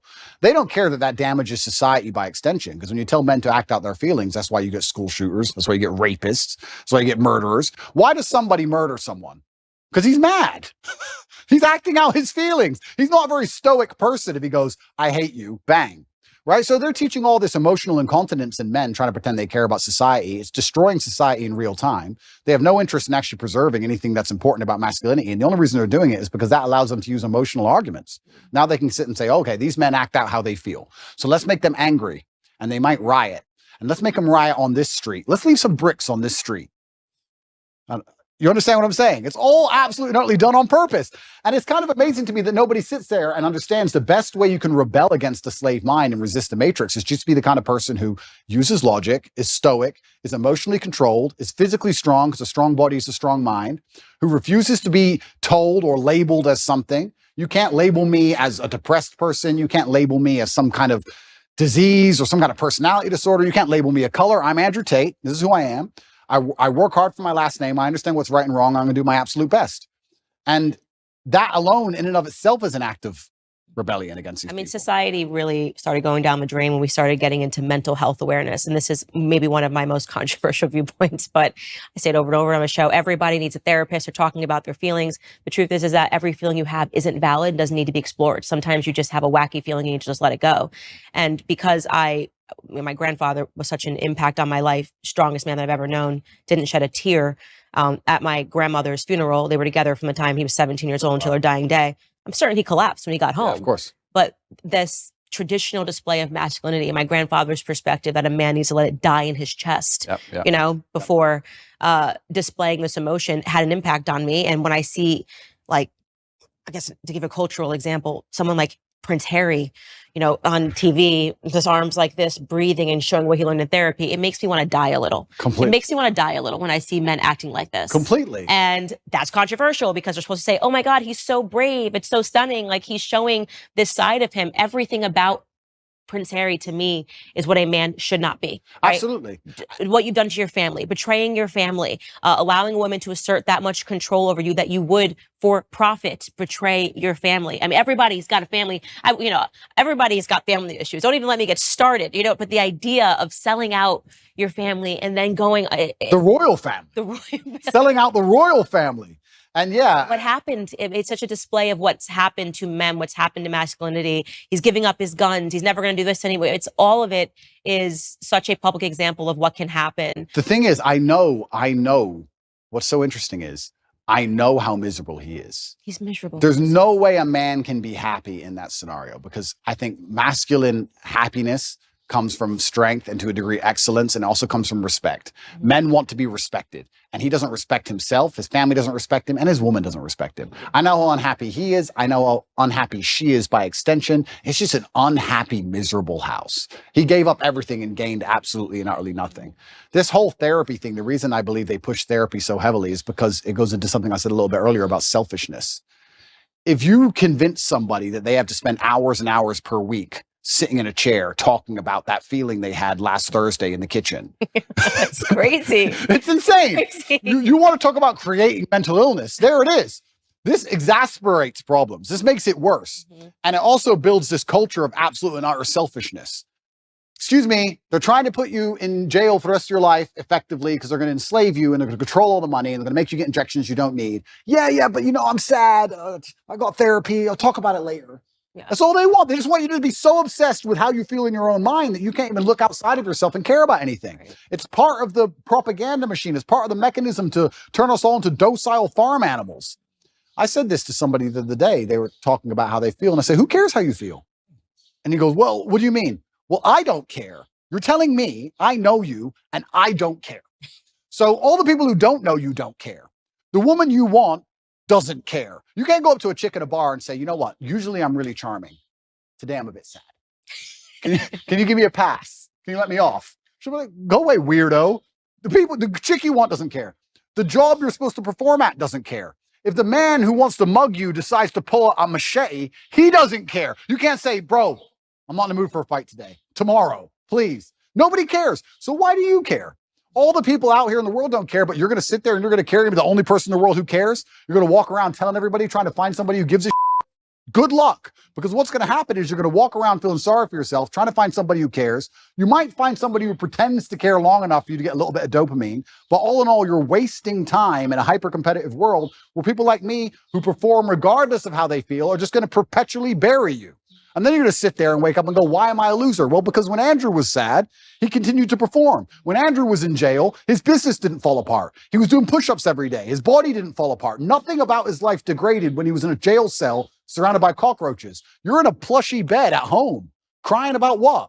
And you expect the male world's hyper-competitive. So you're not allowed almost as a man to put that much importance on how you feel. You don't have time to care about it because you have too much to do. This is what I find so remarkable. If I feel sad, I don't think, how do I stop myself? I need to not feel sad. I just go to work. I got stuff to do. I'm a man. I have things to do every single day. This whole therapy garbage. I can't think of a way faster to ruin your mindset and destroy your ability to resist the perils of life than go into therapy. And the overdiagnoses of everything. It's like, you have this, you have that. And then people take that as an excuse to not ever have to get better. Oh, absolutely. You know, now I can be permanent because I realize that I've got this. I went to the doctor and the doctor says that I have this. And so that's the reason why I don't respond. I've got ADHD. I think now it's like 1 in 2 people has ADHD. And that's why I'm not able to focus and do my homework or complete a task or keep going to the gym every single day. I hate it. It's the self-fulfilling prophecy. It's a self-fulfilling prophecy. And I really can't think of a quicker way to destroy your mind than go to therapy. Part of me, if I had time to waste, Candace, which I don't, because I've been on house arrest long enough, and once I'm out of here, I'm going to enjoy myself. But if I had time to waste, I would love to go to start therapy. I would love to, like, imagine me, Andrew Tate. I'm going to go to a therapist, and she's not going to know who I am, and I'm going to sit there, I'm going to do therapy, and I'm going to do a video. I might actually do this. It's actually a great idea. I might do a video after each therapy about what bullshit it was. And just sitting there talking about, okay, when you were 8, yeah, what happened when you were 8? Because when in your childhood, not everything's because of my childhood. Not everything works that way. Like, it's so asinine. I've actually had conversations with therapists, I think twice in my life. I did a TV show in England, and I had to speak to a therapist. And then I think it was another TV show, 2 TV shows, I had to speak to these therapists. And I sat there and said, I don't believe in your science, because in math, 1 + 1 is 2. And we understand that. Whereas with what you teach, you can have a guy who doesn't drink alcohol because his dad was an alcoholic, and a guy who is an alcoholic because his dad was an alcoholic. So how can you have the same scenario and 2 completely different outcomes? She goes, oh yeah, but there's general rules we can follow. I said, then let's end the conversation. I'm not a general person. I'm exceptional. So can we just stop wasting everybody's time here? Because all your general rules don't apply to me. I'm smarter than you. What have you achieved? Goodbye. I'm a world champion. See ya. Like, it's garbage. And I really do believe, I think there is this mass drive to instill the idea of absolute selfishness in people. I think they're trying to, when I really analyze the ideal citizen they want, the ideal citizen is, yes, docile, and yes, he's unique, but he's also ultimately selfish, because then you don't care about community. And I think therapy is a fantastic way to make you selfish. Because that's all you talk about is, what do you talk about? Garbage. Yeah, why you have the right to act this way, even if you're acting terrible. Why did I do? Well, you know, when I was 9, get a life. Yeah, that's really Prince Harry's book, honestly. Is it? Yeah, I could only get past the first 2 chapters. I was like, it should have just been called Privileged. You know what I mean? And this is the thing. These aren't even struggles. And here's the thing. I think Margaret Thatcher said the best upbringing you can have is good parents and no money. Because you look at Prince Harry you can't talk about anything better for a perfect upbringing. Royal family, come on. It's not his fault, right? Royal family, fine. But he was supposed to have gone to the army. He went to Afghanistan, and supposedly he fought, but obviously he didn't. He's the prince. Played Xbox. Of course, he just sat in the back. But if you don't give a man struggle, look what he becomes. Tell me the kind of man, if I were to say to you, imagine a man who's never struggled in his life. Physically, mentally, everything's gone perfect for him. He's born in the royal family, everything's been perfect for him his whole life. Is that the kind of man anybody respects? Is that the kind of man anyone wants to be? And struggle is subjective. right? So Prince Harry dealing with his current problems of his wife nagging, to him, that's full mental breakdown, right? My problems are obviously much larger, but struggle is subjective. To us, they're almost on the same level. But if you were to compare them side by side, they're absolutely nothing. So as a man, you have to build resilience, and you build resilience through going through something and building a tolerance to it.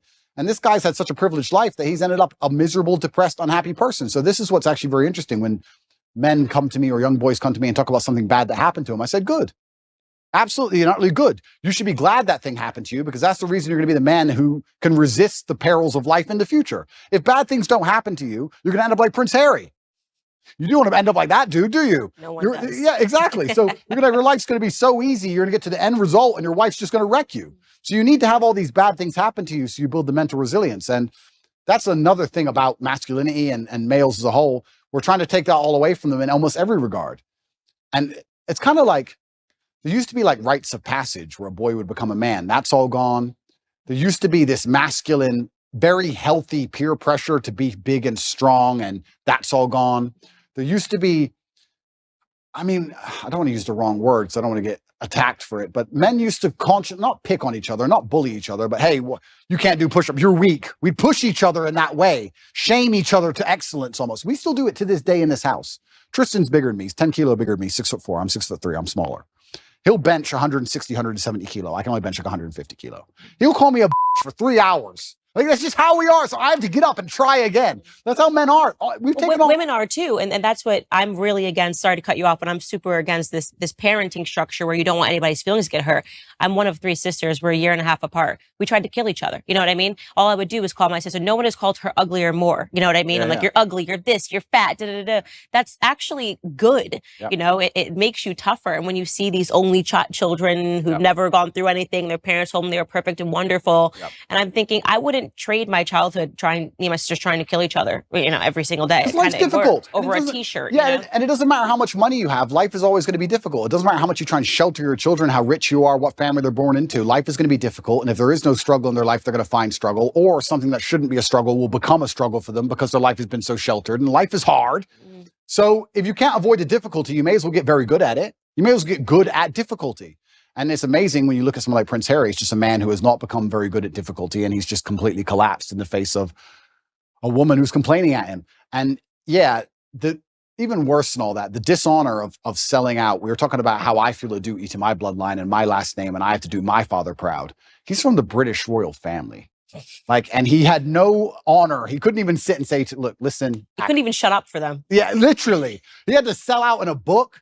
Like, God does not smile favorably on people who make these kind of decisions. And I think that's why he's going to be unhappy for a very long time. And he's going to realize that it was never worth it. And what did he do it for? Money? You're from the royal family, my friend. You really need money that bad? Like, it's truly shameful. And I think deceit and treachery are the most heinous and most disliked personal qualities, or something you can actually witness somebody do. I think everybody hates them.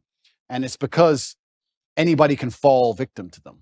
Anybody can fall victim to deceit or treachery because you trust that person. Everybody trusts someone, right? So that person turns on you, you're always in trouble. So I think he thinks that he has the populace on his side. But I don't think he understands that when you out yourself as a snake, everybody intrinsically dislikes you. Even if they enjoyed watching the show. Oh, completely. They've stepped away and went, okay, because I gave the example on my show. You know, you have the Kardashian family, but the one thing about them is they're thicker than thieves. So America does like a reality show, right? Like a reality show, but the reason why they have gained popularity is because actually they always back each other up. They still remained a family unit. 100%. And when you betray that, when you betray family, I think left and right, you just kind of go, okay, maybe that was a little too much. It was fun to watch. It was fun to watch, but we don't really trust you. I don't want to be your friend. I don't want to be your friend. I don't want to be your friend. Yeah, completely. I mean, you're going to sell your own brother out? What am I to you, right? If you do that to your own brother, what am I to you? Absolutely crazy. And then he wonders why. And I also think what he probably doesn't understand, and if he's watching this, you never know, he might. Hello, Harry. If he's watching this, I don't think he even understands that even his woman views him that way. Even Meghan views you that way. Even Meghan looks at you and goes, I complained at you over William, and you were supposed to tell me to be quiet, and you didn't. So now I think you're a bitch. So, now what? And you wonder why she's never happy. So now he's in big trouble. I don't know what he's going to do with his life, but he's in big trouble. But it's interesting where I don't see how It's actually an interesting conversation to have about how psyops can work as a whole, because when I analyze, especially as a man, and I always talk from the masculine frame, not because I'm a misogynist, but because I'm a man. And I understand the masculine frame because I am a man. If you stray from the archetype of masculinity, if you stray from honor, courage, if you're not dutiful, if you don't believe in putting honor in your last name, if you don't want to be physically and mentally strong, if you don't believe in finding problems to solve, you don't believe in having a difficult life, if you stray from this because you've been psyoped to stray from it, all you end up with is misery. And it's amazing that people will see anybody who's strayed from it end up perma-miserable and still fall for the psyop. I find it incredible that people don't think logically long enough to sit and say, okay, whose life do I actually want? I would never adopt the thinking of somebody whose life I didn't want. I don't know why people even do that. I could sit and have a conversation with Prince Harry for 10 hours straight, and he could be as compendious and convincing and concise, and he could be extremely perfectly articulate with his points. And at the end of it, I'd say, yeah, but I don't want to be you. So I don't want to think like you. So get fucked. Yeah. But I wouldn't want to listen to him. So I don't know why people don't even just wake up and go, okay, whose life do I want to live? What kind of person do I want to be? Who do I want to be like? That's the kind of thinking I need to adopt and install in my mind, because we're all being programmed by someone to a degree. And I don't think you can escape programming. You can just choose the programming that you are going to install inside of your mind. I'm not going to sit and say I'm not programmed. My father programmed me. My fight coach programmed me. The friends I have around me program me. My brother programs me. My social circle programs me. We're all programmed to a degree. You have to be very careful who you're going to allow give you the programming. Because if you put it up to society and culture, the current culture, as a man, you're going to end up like Prince Harry. Do you want to be Prince Harry? It's a big question. It's a big question. And the answer is no. Yeah, the answer is no. It's interesting what you said earlier about putting things back to biology, because a lot of human nature is certainly animalistically biological. And even if we look at Harry and Meghan and how they interact in their home, I obviously don't know, but I can almost guess to the T the arguments they're having. I can imagine him saying, I gave up my family for you. This is what you wanted. I gave you what you wanted. Why aren't you happy? I gave you everything you liked. And he's trying to use a logical or an emotional, well, he's trying to use an emotional argument, but it ain't going to work because she doesn't respect him. But he's trying to use a logical argument with her, trying to understand why she treats him so badly after he completely and utterly complied. But humans are biological, and she, as a woman, wanted him to be a man. She wanted him to have some degree of parameter and barrier. And if you don't put up any parameter or barrier as a man, what a woman's going to do is she's going to push you and push you and push you and push you. She's going to see how far she can push you. That's the reality of it. We can talk about any relationship, whether it's Harry and Meghan or any other relationship. If you're a full-grown man and you don't set parameters or set barriers, the woman's going to push you and push you and push you until she eventually finds one. And we can look at that in a romantic relationship, but also people in general. If you're going to give to a taker, they're going to take and take and take and take until you eventually say no. That's how humans work. So she was waiting for him on a biological level to stand up and be a man and say, listen, you've joined the royal family. You're right. You had to bow to the Queen of England. Correct. Because it's the royal family. Get over it. That's all he had to do. He could have saved himself all this mess. He could have saved himself all the running away and looking like a fool and upcoming divorce and all this garbage if he would just put his foot down. He never did. And she was trying to inspire in him the warrior. I think a woman sometimes tests a man to say, okay, how much will he put up with? Because they want to see, are you a man or not? What if a man's giving you shit? What will you do? They want to see if you're about it. And she was just testing him, and he failed every time. And that's why he's tried to please her. And now he's in a situation where he's asking her why she's unhappy when he's given her everything she wants. And she's unhappy because you gave her everything she wants because you're a punk. Women don't want neutered men. They don't. Absolutely. Even if they personally neuter them themselves, it's not what they want in the end. So I'll ask the question, what do you think men want in women? That's a really good question. And I can answer that one easily. I think that the masculine realm that we operate in is based on respect. I think that men are constantly looking for a way to be respected. I think the world is hyper competitive and we're constantly always looking for status amongst our peers.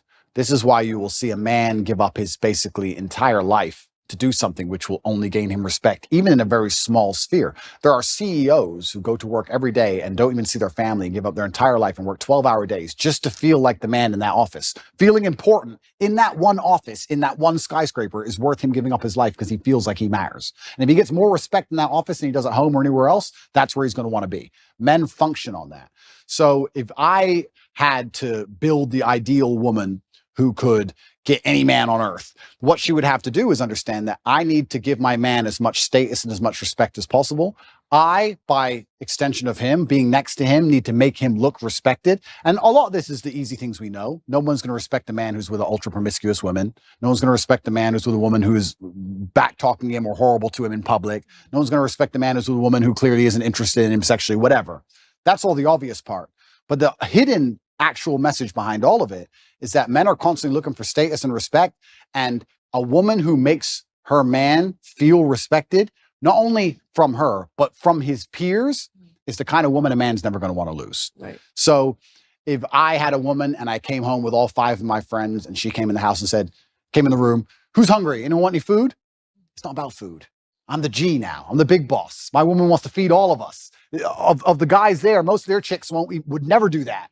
That's respect. That's status for me. That elevates my status. So I think as a woman, if you're watching this and you want to keep a man happy, you need to wake up and say, how can I improve the status of my man to his peers? How can I make him look more important to the world? And as long as you take that basic mental frame, you can extrapolate that out to anything.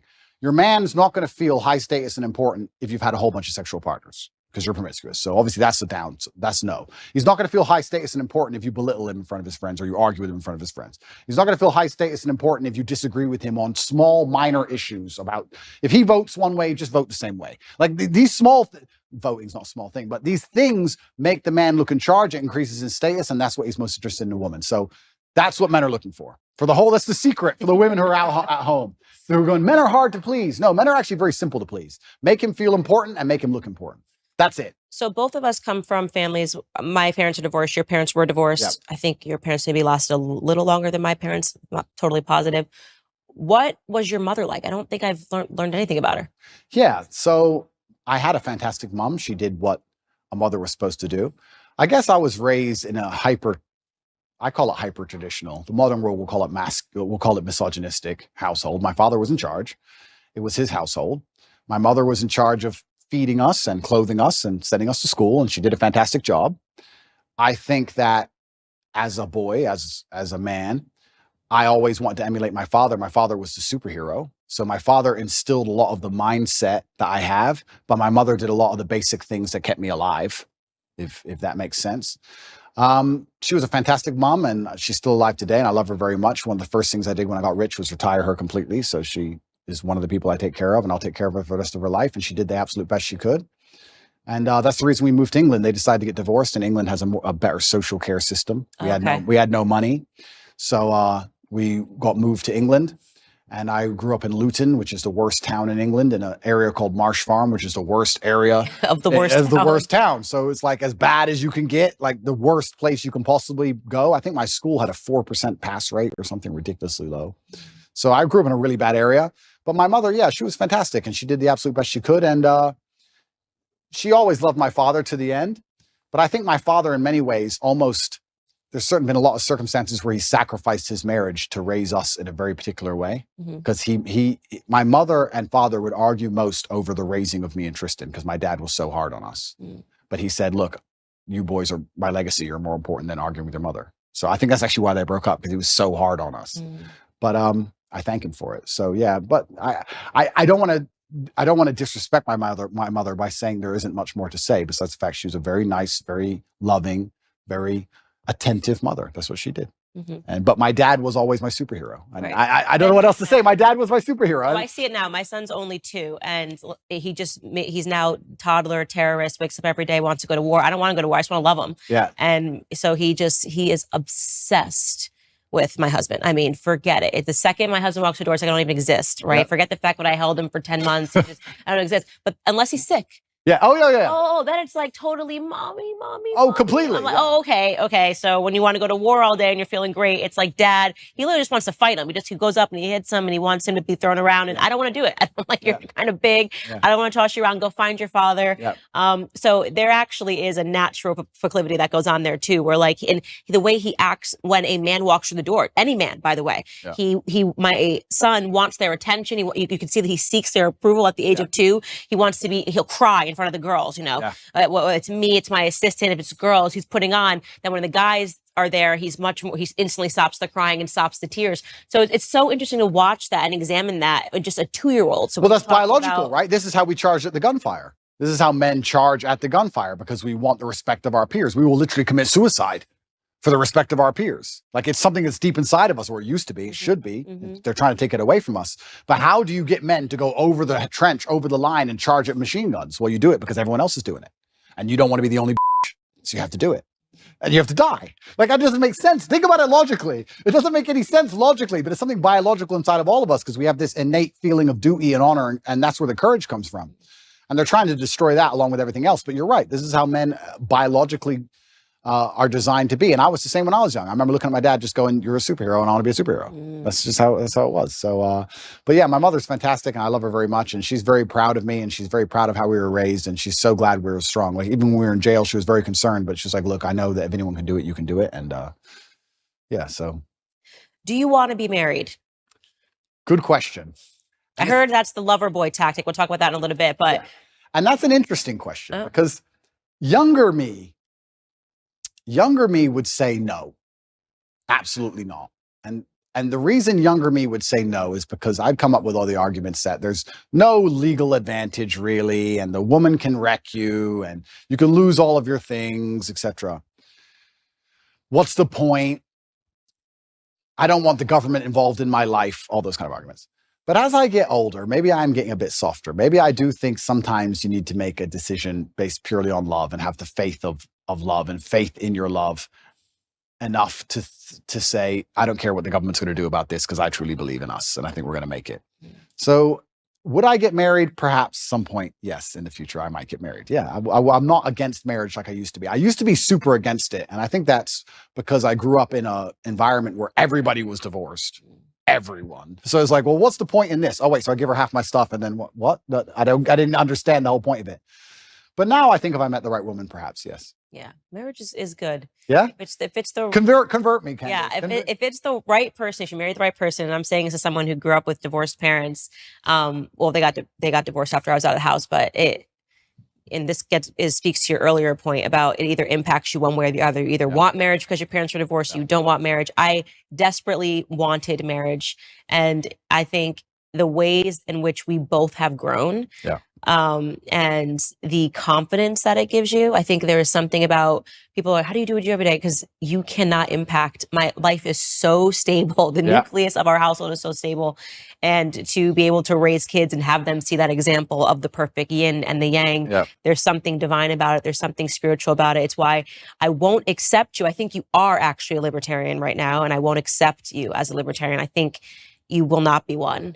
In a few years, if I had to make a prediction, I think you will lean towards conservatism, because even in just the crack of you talking about the attack on masculinity, because first you say, oh, well, if everyone wants to do what they want to do, if you guys all agree and you want to be homosexuals, fine. But then we'll start to realize that libertarianism, live and let live, is what welcomes in through the door.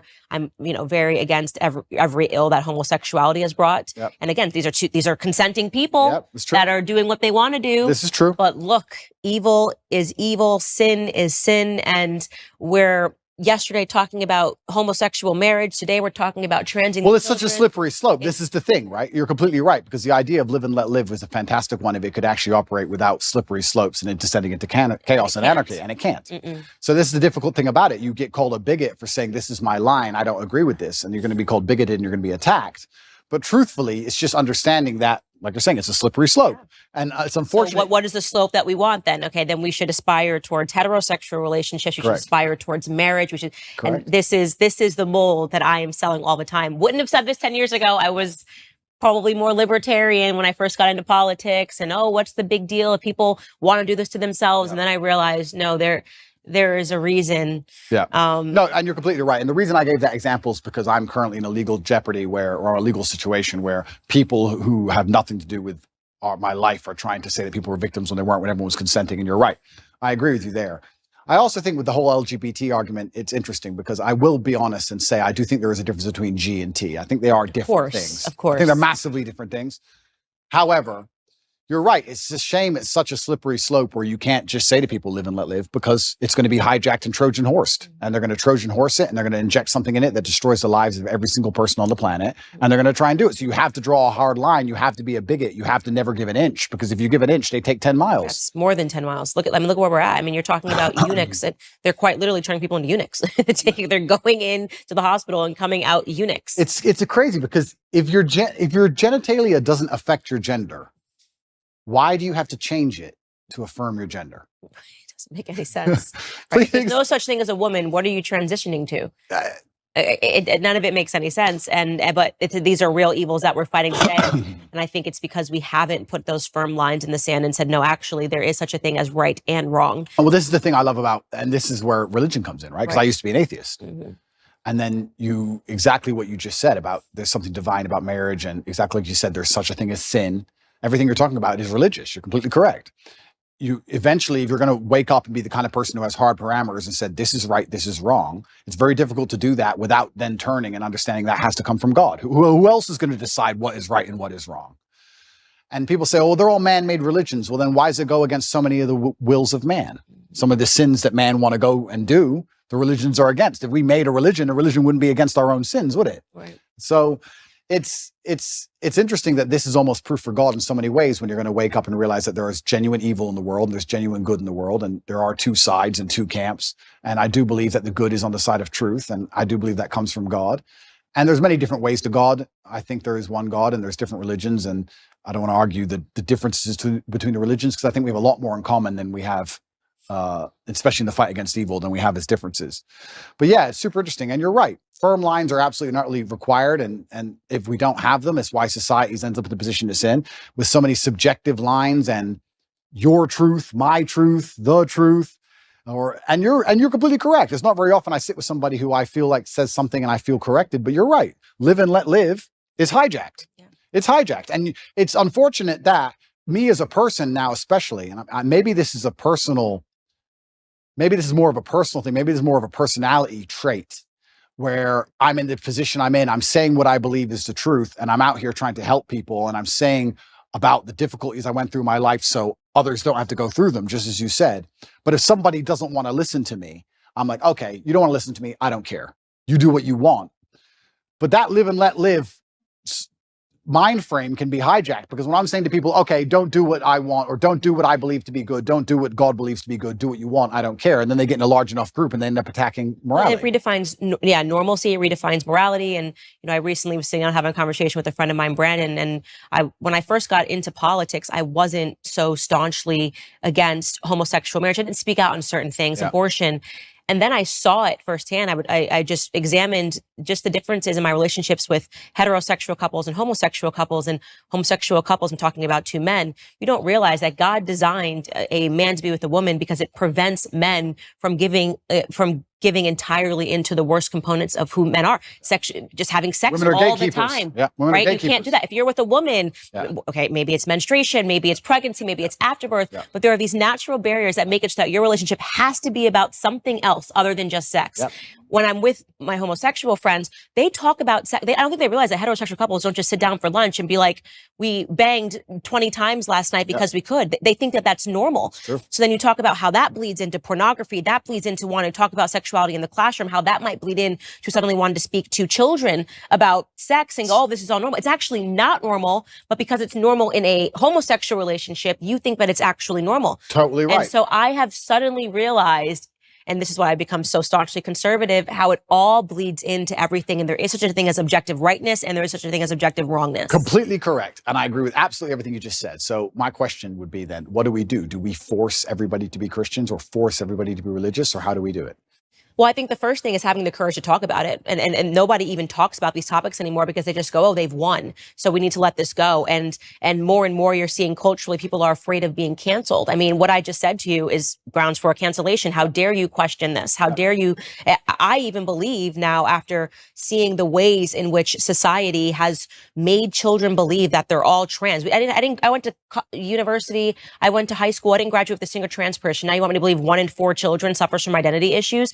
No, that's socialization. Completely. You place that on them. So is it such a far stretch to imagine that the same happened in the when homosexuality came to America, and then we popularized it and we put Ellen on TV and we gave Melissa Etheridge a platform, and suddenly pride parades were happening everywhere? Whereas you don't see this here. You don't see this here in Romania, where we're sitting, because we haven't. This is the power of culture. This is the power of pop culture. When you make something, you have to go the other way. You need to normalize it. You need to say, actually, this is abnormal. Absolutely. And this is what normal is. And it's not both.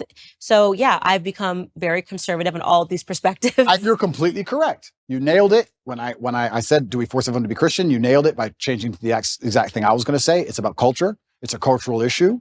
And it's completely and utterly correct. And I think that's actually one of the reasons why. I mean, I don't state this with arrogance. I don't want people to understand. I'm not trying to be arrogant. I'm trying to make people understand the situation I'm in. I was the most Googled man on the planet at one point. So I had a massive impact on the culture, and it was dragging in the complete opposite direction that the culture wants to move in. Mm-hmm. I'm dragging men in the complete opposite direction that the Satanists and the people who want to turn us all into slaves want us to go in. So I think that anybody who sits at home and realizes that my legal troubles appearing basically directly after that is a coincidence, then you're awfully naive. So it's unfortunate also that the way the world works, at a certain level of influence and power, the justice system almost breaks down. We see that even in America and most other countries. It all just becomes a big game and a big show, and it's about power plays and a whole bunch of conversations behind the scenes. It's not about justice anymore. So it's very concerning, because you are right. We are in a culture war. And it's culture which is absolutely not really defining the direction in which we move. And this is one of the reasons why I reverted to Islam, because I feel like the Islamic culture is the strongest. You feel the culture. I was wondering, because you were Christian, and, I definitely do not know enough about the Islamic faith to sit here and debate you on it. I'm never a person that will debate somebody on something that I'm not an expertise on. Yeah. But I will say that I'm sad that you're not a Christian anymore, because I can sense, perhaps it's because you felt that Christians weren't doing a good job defending their beliefs. Yeah, I think that God should be feared. I believe that God should be feared. I fear God. Mm-hmm. It's one of the only things I fear. And I believe that also you see God to a degree, or you see religion, how you see yourself. And I see myself as a person of strong principles and strong morals. And I like to think of myself as the kind of person nobody really wants to cross, not because I'm a psycho, but because I'm a man of capability, and I'm smart and I'm strong, and nobody wants to make an enemy of me. So I feel like I find an affinity to a belief system which has very similar outlooks. And there's a whole bunch of other things I can say from the Quran and Islamic texts, etc. But to keep it very vague and very broad for people who are not Islamic, I felt God when I was in an Islamic country. If I went to an Islamic country, that's the problem. I felt God. You don't feel any God. How is it a Christian country if Satanists are mocking Jesus on the streets? I understand what you're saying. And I was trying to gather in my head what pulled him away from Christianity. And I said it's probably the example. If you're thinking that America is a Christian country, and you're thinking that the United Kingdom is a Christian country, they're not. Going, Christianity is getting it wrong. Yeah. And the truth is that America is no longer a Christian country. We're being run by people that are satanic. Hollywood is satanic, and Hollywood is running America. Right. So you're not wrong.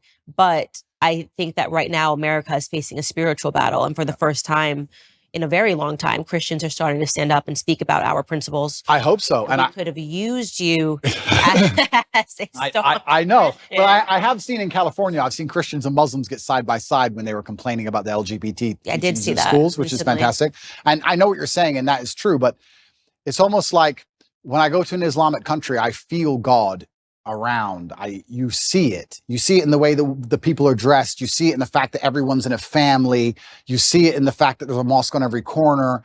It's in the air. And it's almost like when I'm in Dubai and I'm talking to my friends, my Islamic friends, and I explain to them the things you have to protect your child from in an American school, they literally think I'm lying. They're like, no, surely.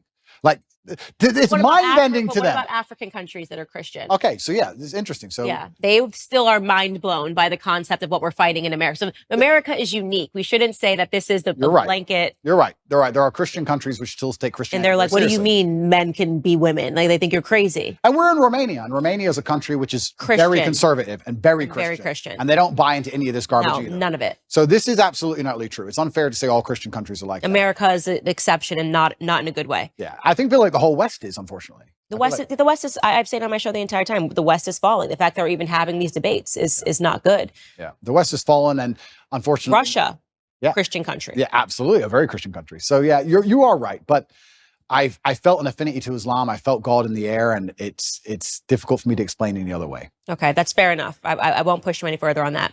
All right, let's get to your case that's happening today. So, and why conservatives are screaming about it in America, and why they feel that Tucker didn't push you enough on this case. Push me. Okay, so first and foremost, one thing I want to clarify for people that are watching this is that there seems to be this understanding that you are being prosecuted, or you're being indicted rather, for human sex trafficking charges. I've read the indictment, and I do want to make it clear the words human sex trafficking occur on the indictment, but then it makes it very clear that what they're referring to is they've kind of extended the term. It's not what we think about in America when you think of a bunch of children being put into a truck and taken over the border against their will. They're basically saying that if you trick a woman into coming into a country by using the lover boy method, then they consider that to be human sex trafficking. So the definition has definitely expanded over time. Well, it's also ridiculously misogynistic to believe that women can't make their own decisions on anything. So the whole thing about it is misogynistic. But yeah, you're correct. That's a very important distinction. Essentially what they're saying is we have a show in America called 90 Day Fiancé.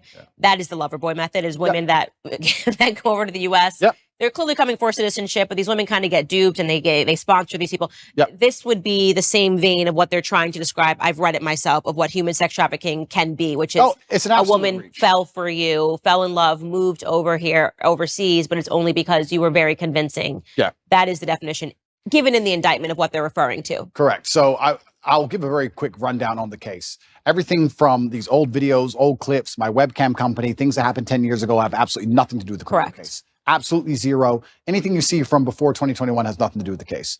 The case against me is that from 2021, my brother and I, when we were already worth hundreds of millions of dollars and already successful and famous, created an organized criminal group. And our intention was to convince women to move to Romania to make TikTok videos so we could steal the TikTok money. And TikTok, and they mention OnlyFans. Correct. On the indictment page. And they say that you did this using the lover boy method. And it almost reads, what's interesting to me and why I was compelled by this case is just that because they tremendously changed it. When they were investigating you, we were told that there was a woman who went to the UN who escaped your grip, and that, she said, I've been held captive. And then after they investigated, they came up with what it sounded like regurgitated Andrew Tate videos. The lover boy method, which is in one of your videos where you're talking about women. So it seems like during that time where they held you in the cell, perhaps the initial case that they fed to the media fell apart. Yeah, I believe what happened, and I have to be very careful what I say, but what I believe happened is in April of last year, Tristan and I had some visitors here from America who were only in the country for 5 days, made some very strange demands financially. When they were rejected, they called the American embassy and said they had been kidnapped. Those two women, we deem now to be professionals. One of them has accused 7 men of kidnapping in her life. And she's also lawyered up instantly from a left-wing NGO because she's currently being sued by us for false charges. And she seemed to be very well supported and funded. So I don't know if she was sent as an agent. We're not entirely sure. So there's a very interesting beginning to all of this in April. The Romanian authorities arrested us for precisely 2 hours and threw it out and knew it was all garbage from the beginning. The case remained open. Nobody understood why the case remained open. My lawyer made repeated requests to close the case. They wouldn't close the case, and it remained open and absolutely and utterly dormant. When I was canceled, when I was deleted across all social media and canceled and lost my bank accounts, my Uber account, my Stripe account, my Gmail, absolutely everything, literally within the same week, the case was picked back up, which was very strange. I was followed.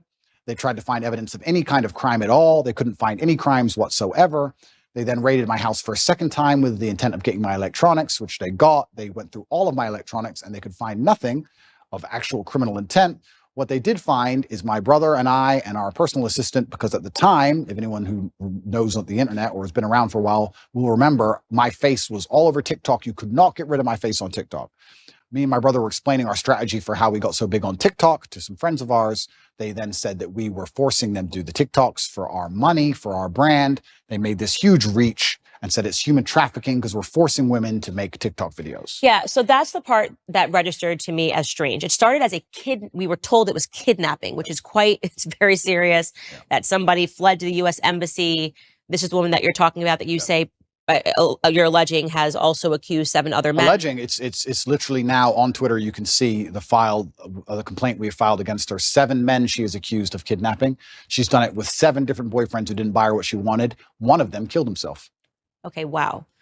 So she's a professional. Okay, so it's very strange that she comes over, she accuses you of kidnapping her, but then they decide not to prosecute that, but they fed that to the media that you kidnapped someone, she fled to the U.S. Embassy. Yep. Then all of a sudden we learn that they're investigating you, and the charges then go from kidnapping to, well, actually what he was doing is a lover boy method, which we're saying is human sex trafficking, yep. And that these women didn't know what they were getting into. They thought that he was going to marry them. Yeah. And actually what he wanted them to do was just to make TikTok and OnlyFans videos. Yeah. So the lover boy method, traditionally, the way it would traditionally work, the reason it was criminalized and added to the criminal code is that I would be a Romanian man and I would meet a Romanian girl. We would get married. Marriage is part of it. I'm not married to anybody. We'd get married. We'd move to a richer country. You go from a poor country to a rich country, let's say America. You put the girl into sexual work, let's say prostitution, and then I'll keep all the money and I'll control her or coerce her by pretending to love her. That's what they're saying. That's how it traditionally works. Mm-hmm. They've accused me of using the lover boy method because basically I was a nice person. I was nice. That's the thing that most people don't understand about the law. It's so ridiculously subjective. If they want to weaponize it and use it to attack you, that's exactly what they'll do. They can accuse any man of using the lover boy method if you send nice messages on a text message. If you're like, hey, baby, how are you? So did you promise to marry these women? No, I didn't promise to marry anybody. What I had was girls. The 2 girls who were in the criminal file asked me how to be famous on TikTok. I told them how to be famous on TikTok, and I spoke to them nicely the entire time. These 2 women have come out and made videos repeatedly saying we're not victims of anything.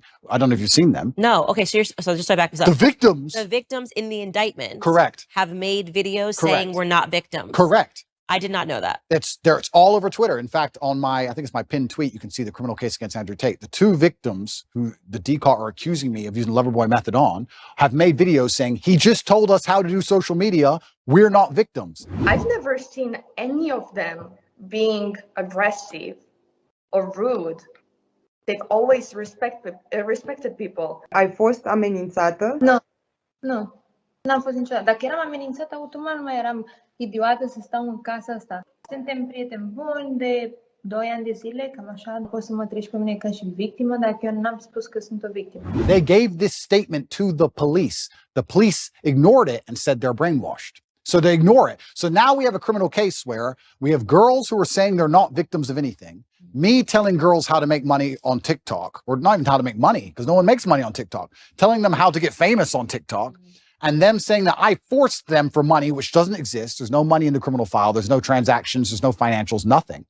The girls themselves have given statements in my defense. They're being thrown away so they can continue with this case saying that I've brainwashed the women. So now we have, imagine in court, my brother and I, and the 2 victims all on the same side, saying nobody's done anything wrong. We're all friends. We were talking about TikTok accounts. And then you have the state with no witnesses on its own saying you're victims and you're bad and you're going to jail. So it seems like what they're doing then is this is where the content from 10 years ago is coming into play, where they're saying, they're conflating this now. So even though these charges are from, and I read the indictment again, 2021, look at what he said 10 years ago, which somehow confirms what we're saying. We don't have to listen to these women. Yeah. So I do want you to contextualize this video that has been circulating on the internet of you talking about the lover boy method. So we'll take a look at that right now. Sure.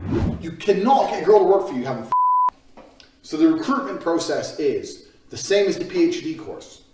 You message them on Instagram. The PhD course is my recruitment system. I don't mention webcam until after I've had sex with the girl. If you're on dates and you're trying to mention it and shit, it just doesn't work. It puts them off. I'd never do that. That's disgusting. I'm not a whore. It's just not gonna work. You continue as normal, no mention of webcam. You f the girl. After you f the girl, you do the PhD test. If she passes the PhD test and she wants to be with you, then you start mentioning things like, Yeah, but you know, you're always busy. You're always at work. You can come work for me.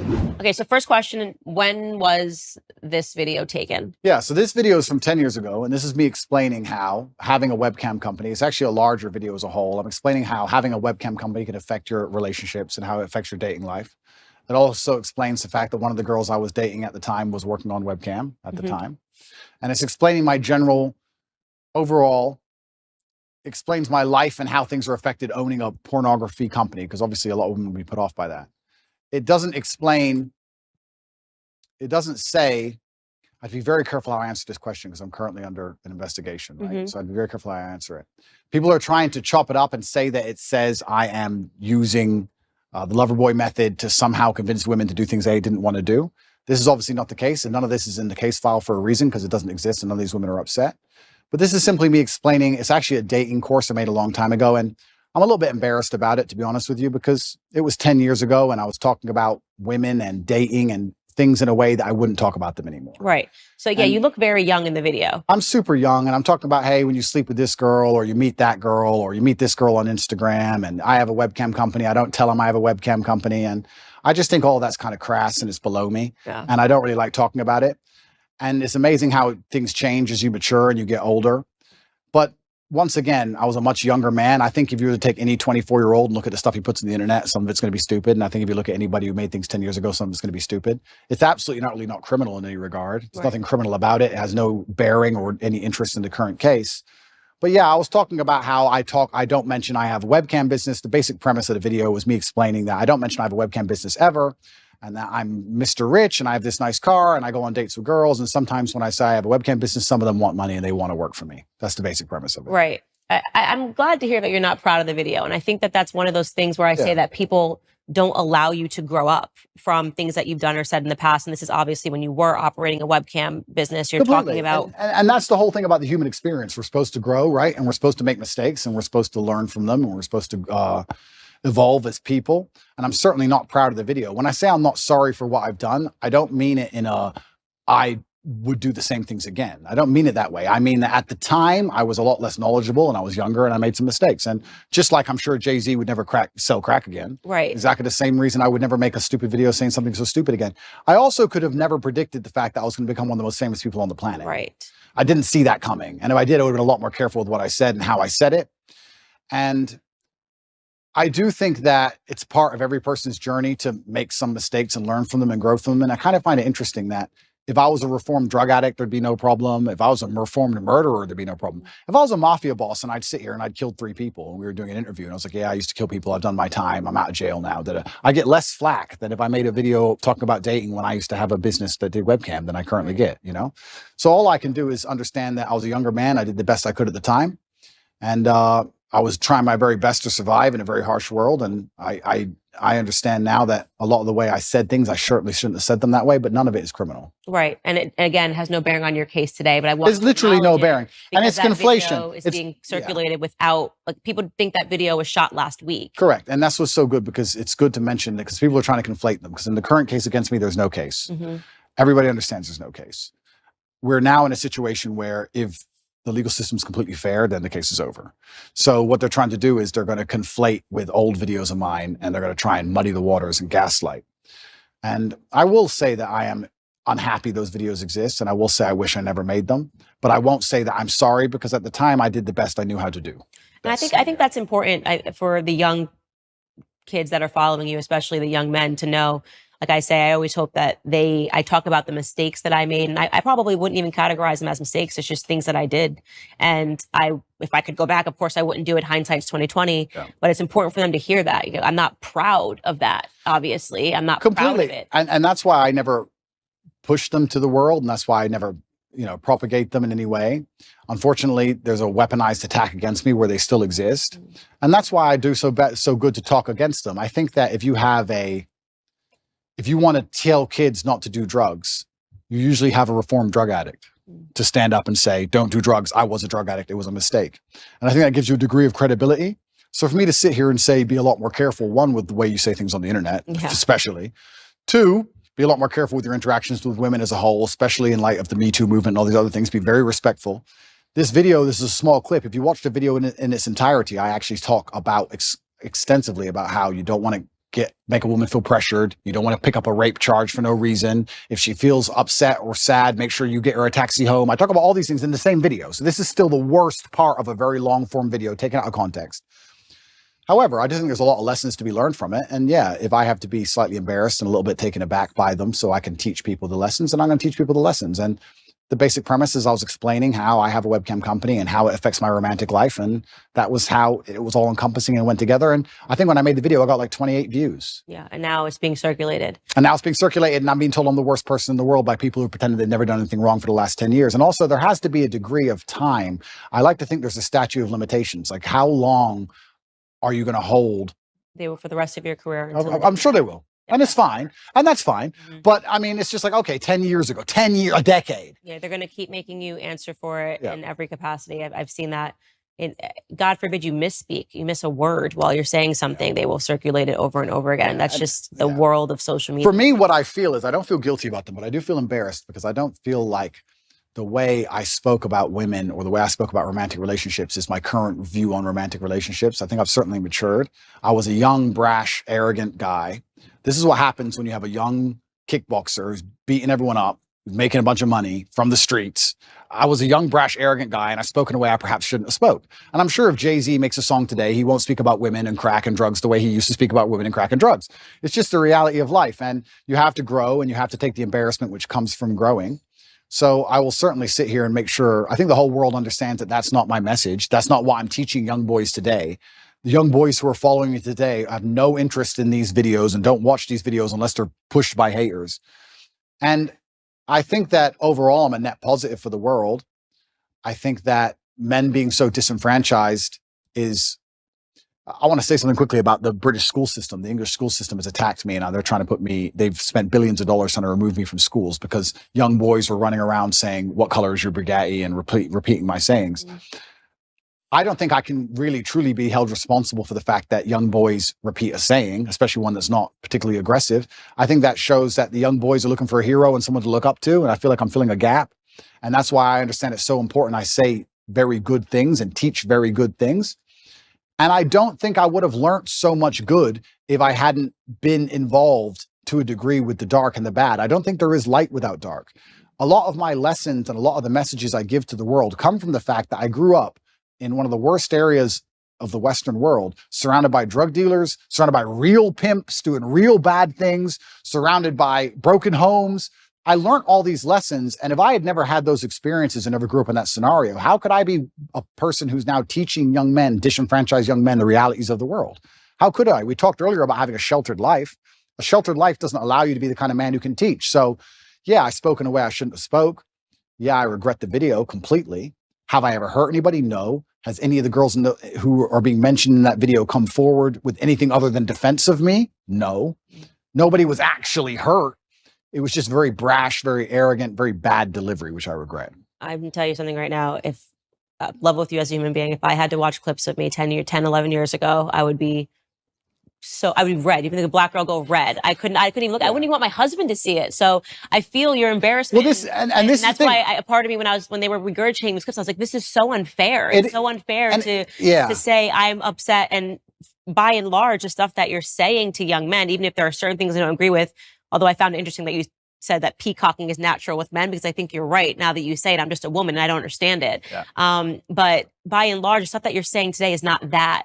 And so I think it's really, you got to be really careful if you're convicting somebody on who they were a decade ago. Completely. And it's reformed drug addicts that will tell you not to do drugs, and it's reformed alcoholics that will tell you not to drink alcohol. Yeah. And I lived a life. I'm not going to sit here and try and, I think part of the reason actually, and it is part of my image, Top G is the name for any of the adults who are watching it. Top G is what they call me, my nickname. But part of it is the fact that I grew up in a bad area. Mm-hmm. I can fight. I have this money. I'm in this big compound in Romania with armed guards. And there's that degree of it. There's that nastiness and there's that rough to the edge, which makes my message so interesting for the young boys to watch. But that's because I came from a very rough life. And yeah, all I can do is apologize for the delivery, but I will not apologize for trying to do the best I could at the time in the scenario I was in. Growing up. Completely. And I think that that's one of the things that sucks about being a public figure is every single moment that people are looking at it under a microscope. And I always say, I want to give people permission. I always say I took the most liberal route to conservatism that there ever was. Yep. And so I'm just not so quick to judge people.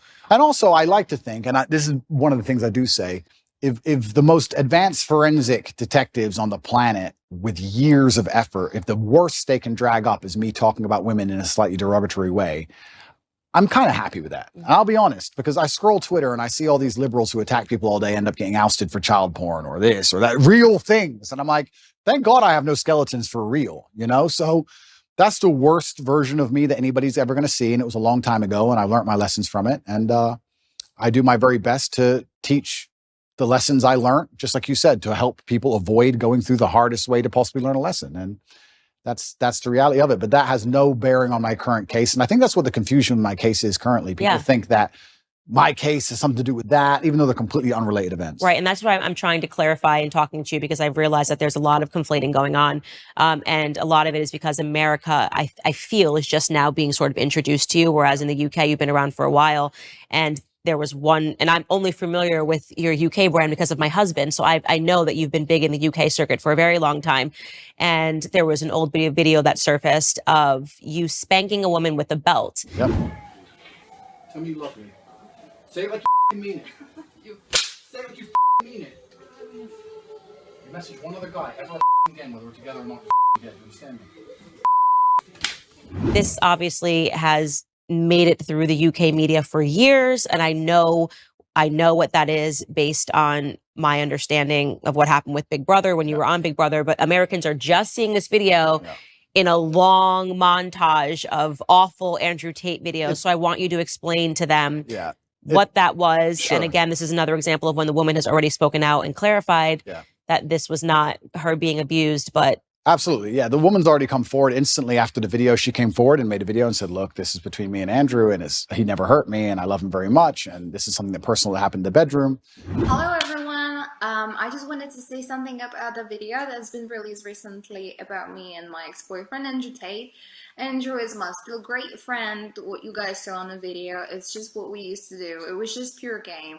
He's a great guy. He would never hurt anyone unless he's fighting. And I just wanted to let you know that this is a huge misunderstanding, because I heard he got kicked out from the house because of it, which I found very unfair. It's because it was just pure game. It's just what we used to do. And it's actually interesting because when I got arrested, even recently, even though me and her are no longer together, she was also doing videos in my defense. She made a very recent video a few months ago saying, once again, very nice things about me. He is not a human trafficker. He would never rape anybody, and he would certainly never ever human traffic anyone either, including his brother.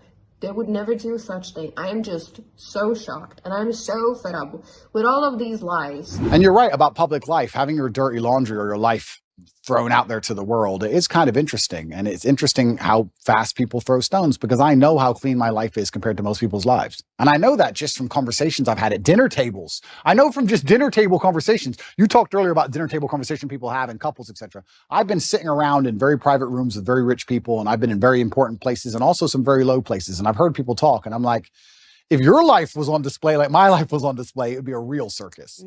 I mean, imagine you could be the son of a president. Imagine if their life was on display and you could find out some really interesting things. So me personally, yeah, these things are the same old regurgitated things from 10 years ago that have been previously explained. That was also, I was going to say, can you date that video?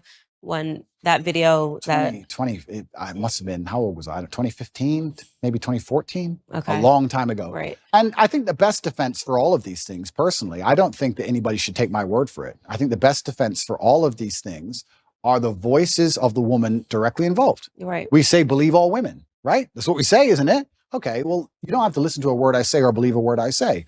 If you think I've done something wrong to a woman and the woman stands up and goes, no, I love him, that's garbage, then that should be the end of the issue, I believe. Maybe I'm getting libertarian again.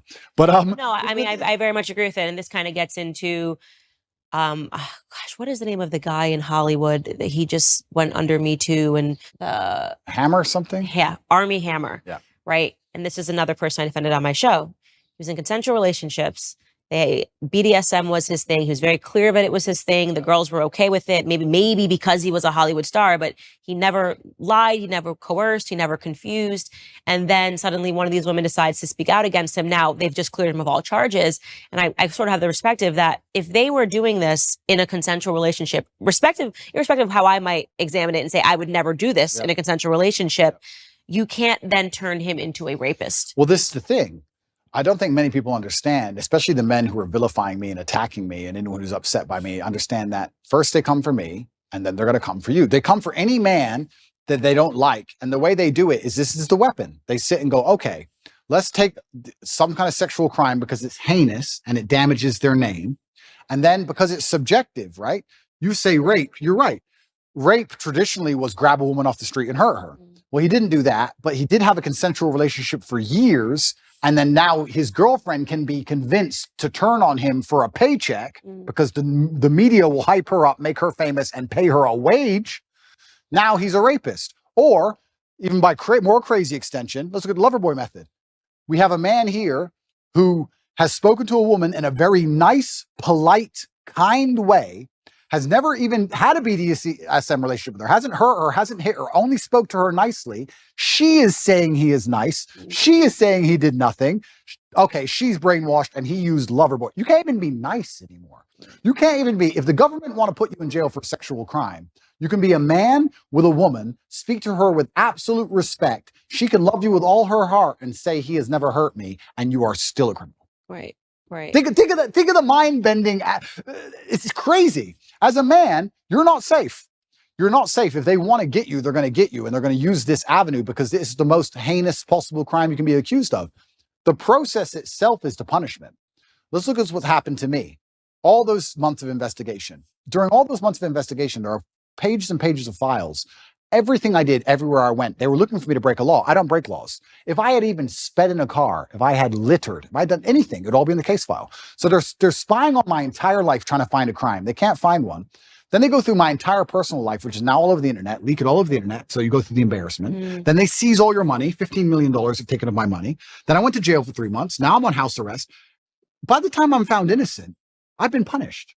The process is the punishment. The process is the embarrassment. The process is teaching you a lesson. So it's not even about innocent and guilty. I don't think most people at home understand that if they want to hurt you, if you get to a level of influence where powerful people go, we have to damage this guy's name, we're going to accuse him of sexual crime.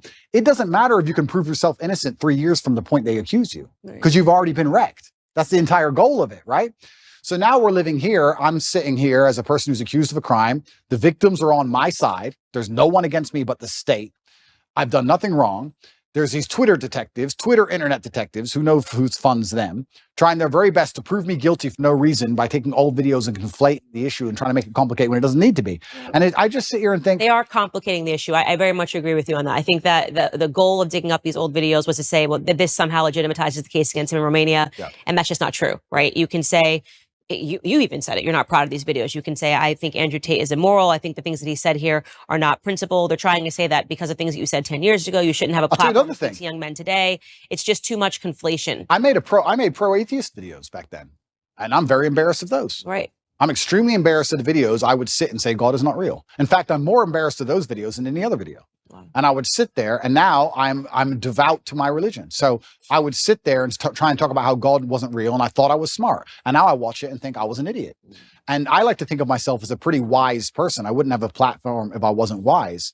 And I'm 36 years old. But at 25, I was a dummy. And I think that any 36-year-old, if you were to ask him, were you a dummy at 25? I feel like young men especially take a little longer to completely. You're full of testosterone. I was making money. I had a Lambo. I was fighting. I was beating everyone to pieces. I had a few hot girlfriends. I thought I was Mr. Hotshot. Yeah. Like, is that the worst thing in the world? Like, who isn't? Right? So, yeah, it's very interesting that they're going to attack me with these forever, and that's fine. I do believe, however, that Allah is the best of planners.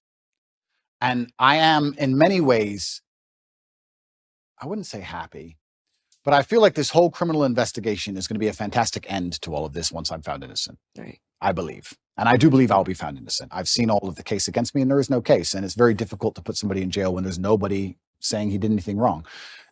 For people at home who are confused about my criminal case, just so they understand, I'll explain it one more time. 2 girls in April who visited Romania for 5 days, wanted money for shopping, didn't get it, accused us of kidnapping them. These are girls who have accused 7 other men of kidnapping / human trafficking. Romanian authorities turn up and within an hour said they weren't kidnapped. This is stupid, and threw it away. Then they picked up this case for some reason, by some recommendation later on down the line, come up with this whole lover boy garbage. The 2 girls, there's 4 girls in the case. 2 of the girls who were accused of, who I've supposedly lover boyed, are on my side. We have the 2 initial girls who said that they were kidnapped, who are on CCTV walking in and out the house as much as they want, and she's accused 7 other men of kidnapping. That's the case against me. So I have enough faith in justice that it's all going to be put away pretty quickly. But yeah, I wish those old videos didn't exist, but much more than those, I'm far more embarrassed about old videos I made that were anti-God. I feel genuinely bad about those, much worse than that. So it's just, But that's not what you're selling to kids today. Absolutely not. I'm doing the absolute opposite. Right. I'm trying to push children towards religion. I'm trying to push kids towards God. And it's amazing that I'm being attacked with these videos and I'm embarrassed by them. That's fine. But I'm glad my atheistic videos didn't appear. I'd be far more embarrassed. I'd feel genuinely shameful to watch those. But, you know, we're human and we make mistakes and all we can do is grow, like you said. Yeah. Trust me, I went through the conservative ringer too. Suddenly. What did they hit you with? All sorts of things. I mean, they hit me with an old anti-bullying company that I was trying to put together based on something that I lived through when I was in high school. And they tried to say essentially that I was trying to dox people. I still have to answer for a splash page for an anti-bullying company that I tried to create with the most goodness in my heart. And they still throw it at me. She's a fraud. This is not what she actually thinks. I mean, I have to answer the conspiracy. Some things are even crazy. That George's father is somehow related to the Rothschild. And I mean, it gets crazy. And the bigger your platform becomes, the more they dig into your history and they'll dig into ex-boyfriends. I mean, it never goes away. But I'm hardened to the process. I am who I am. I'm proud. I actually am proud of a lot of the things that I lived through, a lot of the mistakes that I've made, because it made me who I am today. It's interesting you say hardened to the process, because I think I am too. Because when I watch old content of mine or things I wish I didn't do or say, I will feel guilty or I'll feel shameful or I'll feel embarrassment because of me. I don't care what people think. I don't care if some conservative wants to watch a video and make a video. I don't care. It's about me and my own personal morals and my own personal morality and how it's evolved and how I feel about things I've done. It's all about me. It's internalized. I don't care what these people say externally because I know that nobody is perfect. And I also stick by this. And I've said it many times, but I know it absolutely not to be true. Anybody who is attacking me, if they'd been under the level of forensic assault I've been under, would have far worse things out there in the public. Right. I'm sure. Right. And I know that one of the charges against you is that you're materialistic. You're describing that as peacocking. And it's funny, when I see you with Lamborghinis or whatever, I don't know anything about cars, whatever the cars are, I always think of, I'm friends with a lot of UFC fighters. Yep. And one of the ones that I have great respect for is Colby Covington. Yeah. And it's so funny because when I have my podcast, he's sort of this quiet guy, super respectful, just not at all what you're getting in the ring. Yep. And when we talked about that, he said, no one paid attention to my fights. And then suddenly I'm in Brazil. I think I'm about to get dropped. Then I start talking a bunch of trash. And suddenly he's got a huge audience behind him. And this is part of the men like the bragging, the men like the peacocking. Completely. And so I love it. And that's why I say when I see some of these videos and I see conservatives assigning like real meaning to you saying stuff that is just so obviously content for young boys. It's the only way I can describe it. I mean, this is just like a bunch of guys just being guys and the girls just be like, this is so stupid. That's my reaction to it. It's so stupid, but why are we trying to assign real meaning to this? This is like guys, this is how guys have fun the same way that girls sit around and talk about Real Housewives. Yeah, absolutely. It's bravado. It's girls are into, my husband cannot do like 5 seconds of hearing me and my girlfriends talk about things. He's like, I'm out. And this is what, when him and his guys are together and he's like, they're fishing and the first catch, you got to bite the head off. I'm like, that is so stupid. So ridiculous. Why are you biting a head off of a fish? But it's just boys being boys and girls being girls. Completely. And so I think that people should not assign, like, I mean, I've seen really stupid videos of you and they're trying to really assess these videos as if this is like, I'm like, this is just what I call posting. Well, yeah, they're taking it. Now you see Kobe, he's got these hot girls in bikinis. He's behind cars on his thing. And I think it's hilarious. And I think it's funny because I get it. It's not for me. And that's not for me. And that's the thing, actually, which a lot of conservatives and the conservative movement don't understand, is that by attacking somebody for having a little bit of fun or for being bravado, for having some bravado or saying something audacious or having a nice car, whatever. Bugatti, whatever. Yeah, if you're going to attack people for that, you're just going to drive young boys away from your message. And you need the youth of a message for the message to exist and survive. If you're going to just be Mr. Boring and be upset by everything, then nobody's going to want to have any affiliation with it. I really do believe the reason liberals owned the culture for so long is because liberalism overall, it's not, because when you become spiritual, you understand that it destroys your soul, but it looks fun. It does look fun. It looks fun because there's no rules, and you can do a bunch of dumb stuff. You can take drugs, you can run around, go to orgies and watch porn and sleep with all these degenerate women, and they're all promiscuous, and it's a big party. It looks fun.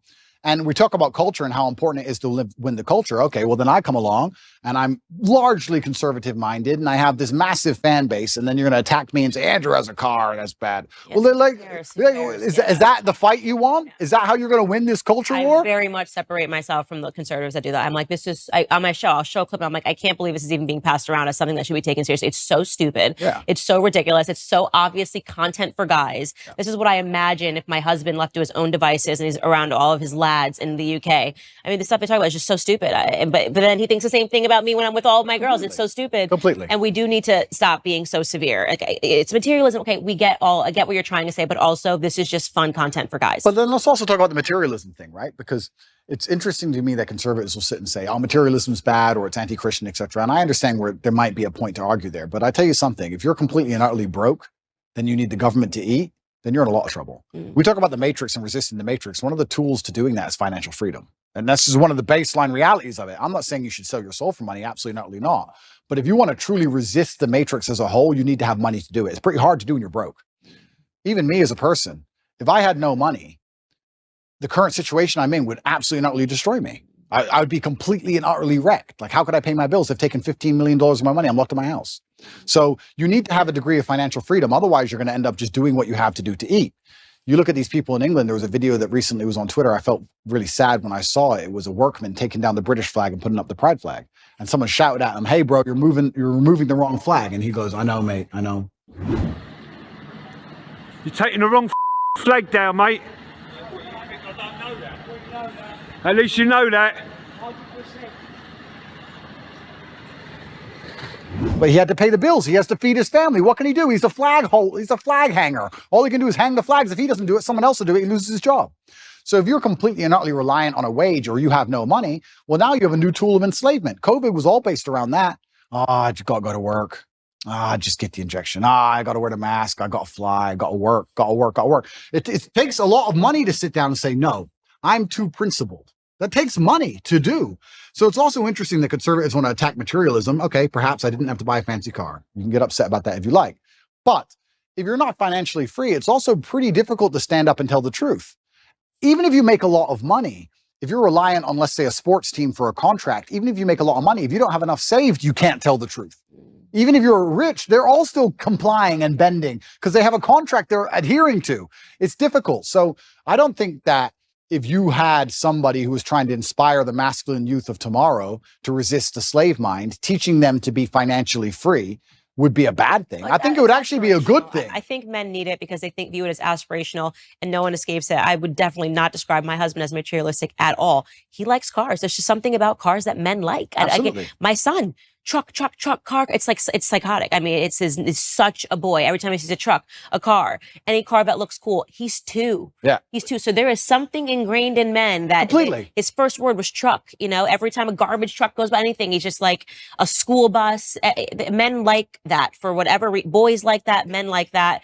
I don't think we need to overthink it. Yeah, absolutely. It's aspirational. But also, if we're going to actually look at the meta point, I believe that teaching financial freedom is one of the very important ways you teach people to resist the slave mind. I don't think you can resist the slave mind if you're completely and utterly broke on welfare or living paycheck to paycheck for a large corp, which is insistent on trying to install the slave programming inside of your head.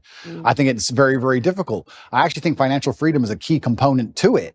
And I think that me standing up and showing a life that costs $50 million a year or something ridiculous, doing that on purpose and trying to inspire men to make as much money as possible is actually a very key component to the resistance to the slave mind. I don't think many people understand this because if you teach young men how to go out there and become rich as possible, it's very difficult they can do that without learning some degree of mental fortitude, without learning how to speak to people, without learning how to network, without learning how to be competent and disciplined and motivated and work hard. And then if they do all that, they have enough money so that when someone comes along and says, take this injection, they'll say, no, I don't want to take the injection. I'd rather miss the flight.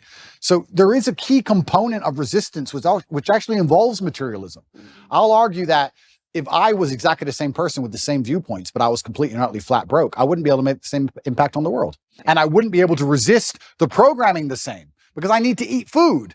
So I'd actually counter argue any conservative who's complaining about my beautiful car collection of 42, not 42 nice cars, that having a lot of money is actually an important way to resist the matrix. I can only talk from personal experience, but the number of times, especially during COVID, for example, where I managed to not have to comply with any of the laws simply because I was loaded, I can't even name one on 10 hands.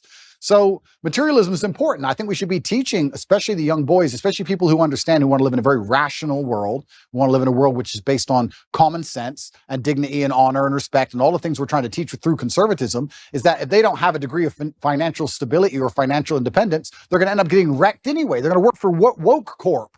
And Woke Corp's going to change its Twitter picture or X picture, whatever it's called now, to a pride flag, and they're going to be screwed anyway. So you have to be teaching to a degree financial independence. I don't know why that's seen as a bad thing. I'd actually really like to argue that point with who was complaining about my car?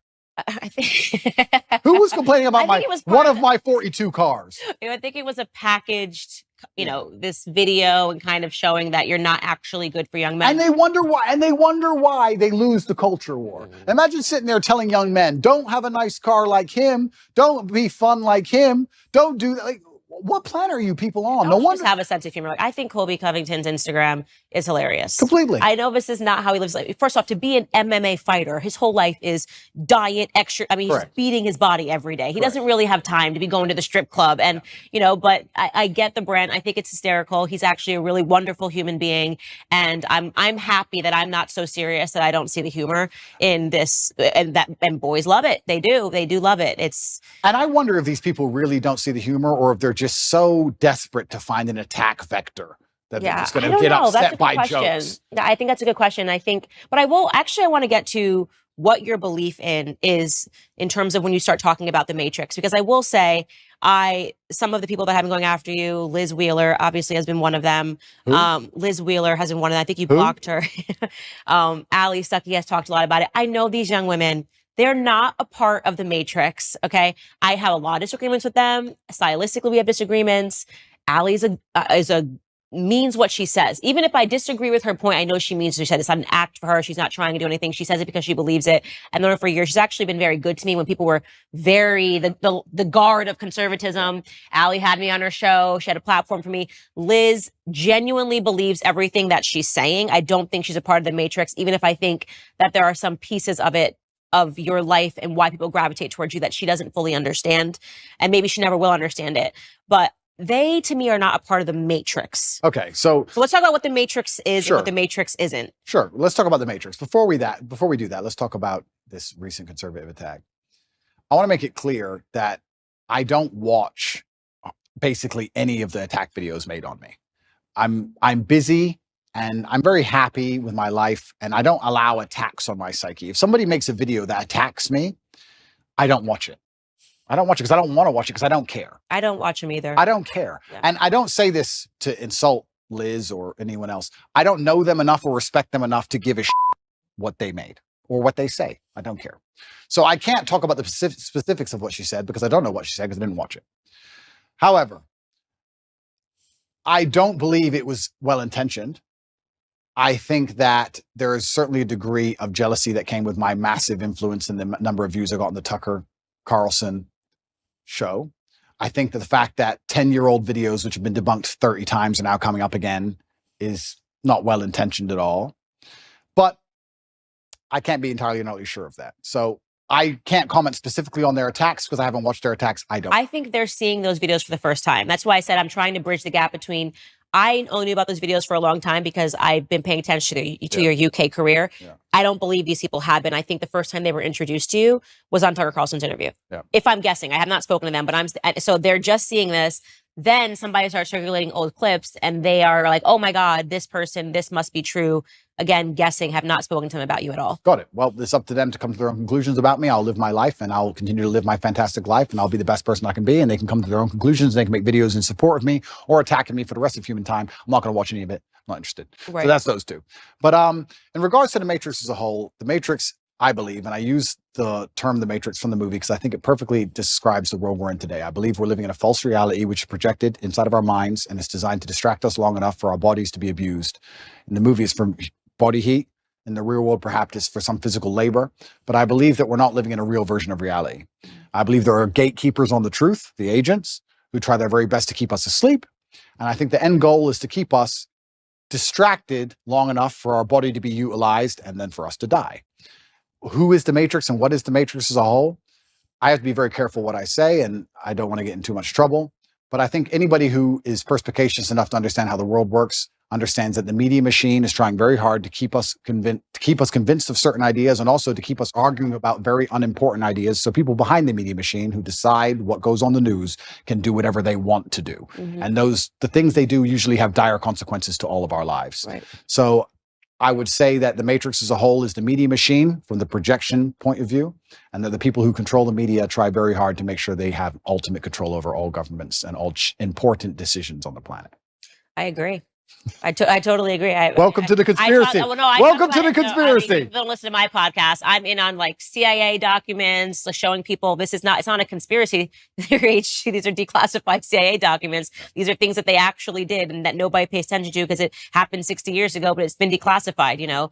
All the operations that they had, putting actual journalists under CIA pay. I mean, it's crazy. Following the death of JFK, why did they do that? Why did they suddenly feel it was necessary to have journalists on payroll following the death of a president?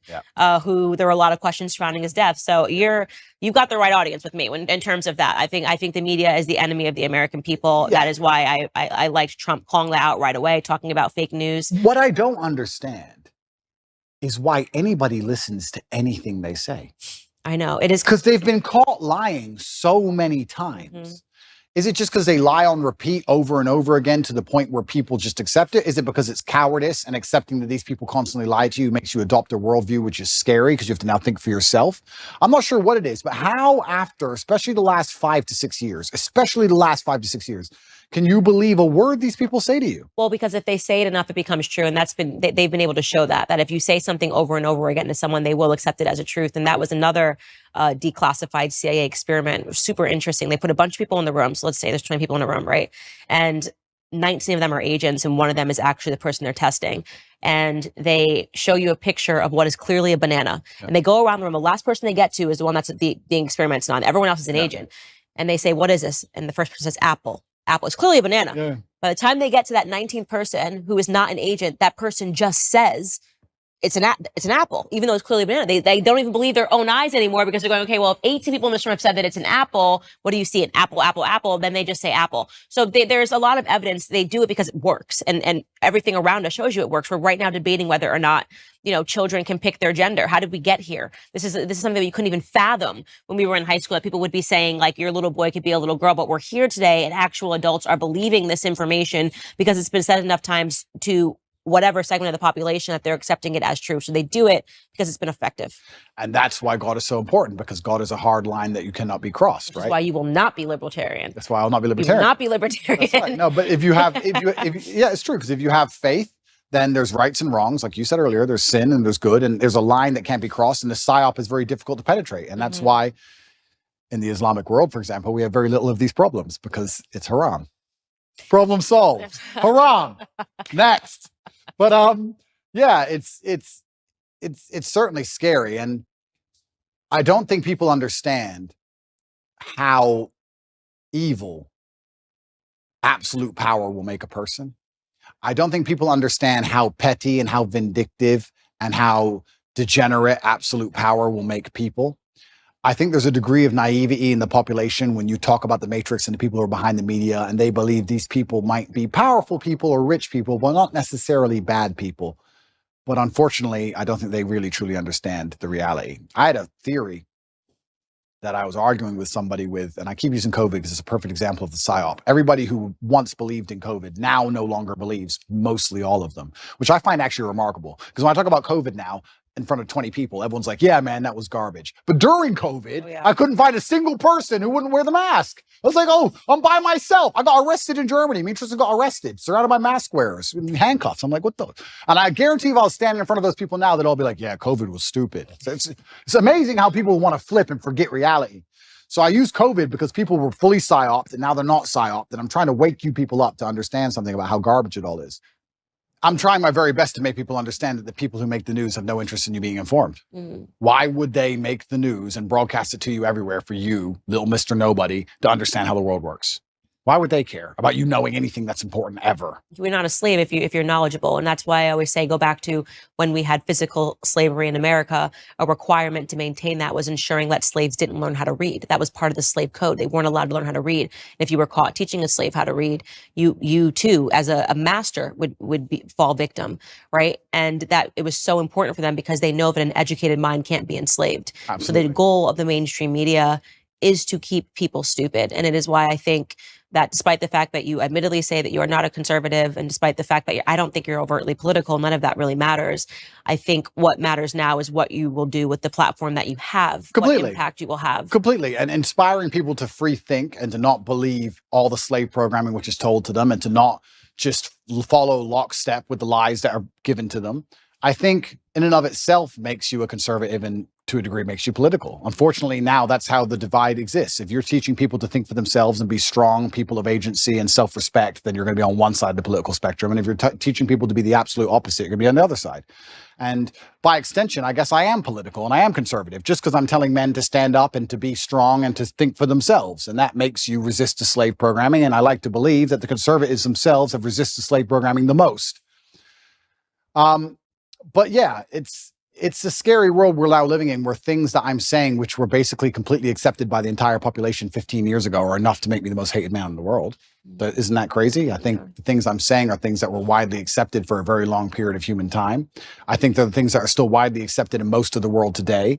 I think it's the decadence of the West that allow us to pretend these ideas and these realities don't exist. And I don't know how long we're going to last under this false reality. I don't know how long society can possibly function with the insanity that they're trying to purport on the population of the West. The fact that so many calories in the Western world, genuine calories from food and human time, is wasted discussing pronouns and trying to get somebody's pronouns correct in a sentence that they've made up, which change at random. Think of the absolute insanity of that. And how long can a society actually function with that degree of decadence and absolute asinine behavior? I don't know how long it can even function anymore. I think the West is in a lot of trouble. And it's almost like, especially certain talking points, and I find myself guilty of it as well. We talk about certain talking points which are pushed to the front. And I kind of feel like they are a mass distraction. They have to be because they're so ridiculous. But the problem is, there's a certain percentage of the population that genuinely believe them. I would love to live in a world where they try and push the idea that a man is a woman, or that a man can change to a woman and then compete in women's sports without an advantage. I would love for them to try and push that idea and for everybody to go, this is stupid. Next. No.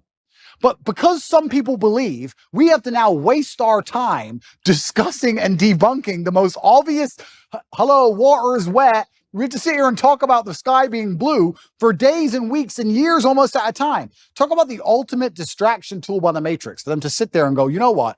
Let's come up with some absolute garbage and let's throw it to the front. And the smart people will fight against it, but enough dummies will disagree with it. And that will keep them distracted while we do something that matters. And I even find myself falling victim to it because it's so necessary, because a certain subsect of the population is so dumb that they believe it. If people were all just a little bit less receptive to the slave programming, everyone would stand up and say, no, you're going to try harder than that next. And we could discuss something that actually matters. And this is the point I was going to say earlier about COVID. So COVID, I think a lot of people do not understand how petty and vindictive power can genuinely make somebody. And I had an argument with a friend of my brother about 2 or 3 years ago during COVID, when you had to wear a mask when you went in the restaurant, and then you sat down, you took it off, and then you ate, and you put it back on to go to the toilet, and you took it off. And I said, I hope you understand there is someone somewhere, some billionaire on a yacht, who is doing this as a compliance exercise, as a joke. I know. As a joke. And he goes, why would you do all that just for a joke? Because if you're in charge of the entire world and you have unlimited money, what's going to make you happy? A Ferrari? You've had Ferraris your whole life. Boring. All that you care about is power, compliance. It's all funny to you. It's vindictive. It's petty. Why not? You're in charge. For the same reason, if you're in charge of a big company, you're like, I want you all in at 8:45 tomorrow. Why not? It's a power play. Ego, status, respect, all the things we were talking about earlier. These people are born into massive influence. Money doesn't make them feel powerful. They've never worked for anything in their lives. Now they have a little bit of control over you. They're going to make you do some dumb so they can laugh at you. I'm telling you, it was a joke. I say the same thing. I'm like, there's no way they're not just playing like Simon Says to see if they can actually make people abide by these things, and people keep actually abiding by them. There's no way that they're not sitting back laughing. It's a joke. They must be laughing because it's so preposterous. And people don't understand that there are people in the world who have power, who are literally vindictive enough to just mess with the entire populace for a joke. And I don't think people understand when you look at the Matrix as a whole, and you talk about the media machine and how it's trying to push these ideas on you, and the people behind it do not have any kind of genuine intention. Their intentions are absolutely and utterly selfish. They want to feel good and feel powerful no matter what it takes. Or they might have some sexual perversion. They want more transsexuals in the world, and then they decide to just create them. Who knows? They just want less men. Or less men. The only thing that can stand up to evil is strong men. So Absolutely. So however they have to do it, whether they have to push homosexuality, whether they have to push people literally making themselves eunuchs by going into the doctor and saying, chop off my penis, I don't want it anymore. But that if they have to make women believe that they can be men when we can't, it all becomes a joke when there actually is a war. You realize we were never going to be able to fill that void. I think it is an attack on masculinity, which is why I do believe that raising up strong men is the number one requirement in society right now. Is this Darwinism, do you think?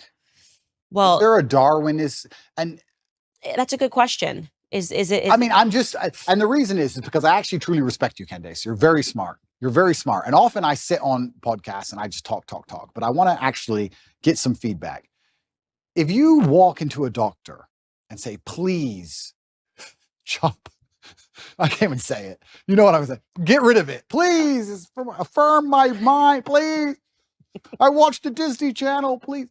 Is this Darwinism? I do say in the end we win, right? Because they're not going to be able to procreate these ideas, so to speak, right? But that's why they need your children. That's what's so scary. That's why they're so intent on getting the kids. Because for any idea to exist in the future, you need the next generation. And also children are the most susceptible. And it's kind of evil and scary that these people have a worldview which is so logically flawed, is so devoid of genuine rationale, that they have to go to the most susceptible subsect of the population to inject it. Which is why you should get married, because the guard against that is strong families. Is it? It is a nuclear family. It is a mom and a dad sitting around the dinner table saying, what did you learn at school today? It's mom guarding at home, going through their homework and seeing what they're learning and saying absolutely not. And it's dad going to work, building, and that nuclear family is the only guard against handing over your children to the government, which is why in the next 5 years, I just think you should get married. The only guard except Islam. No. I don't have to worry about my children's homework. Thank you very much. It's all handled by God. And it's interesting you said that, though. It is a good point. And I think Matt Walsh actually said something about me having, I have children from a few different women. I don't like to give details on it. But so does Elon Musk.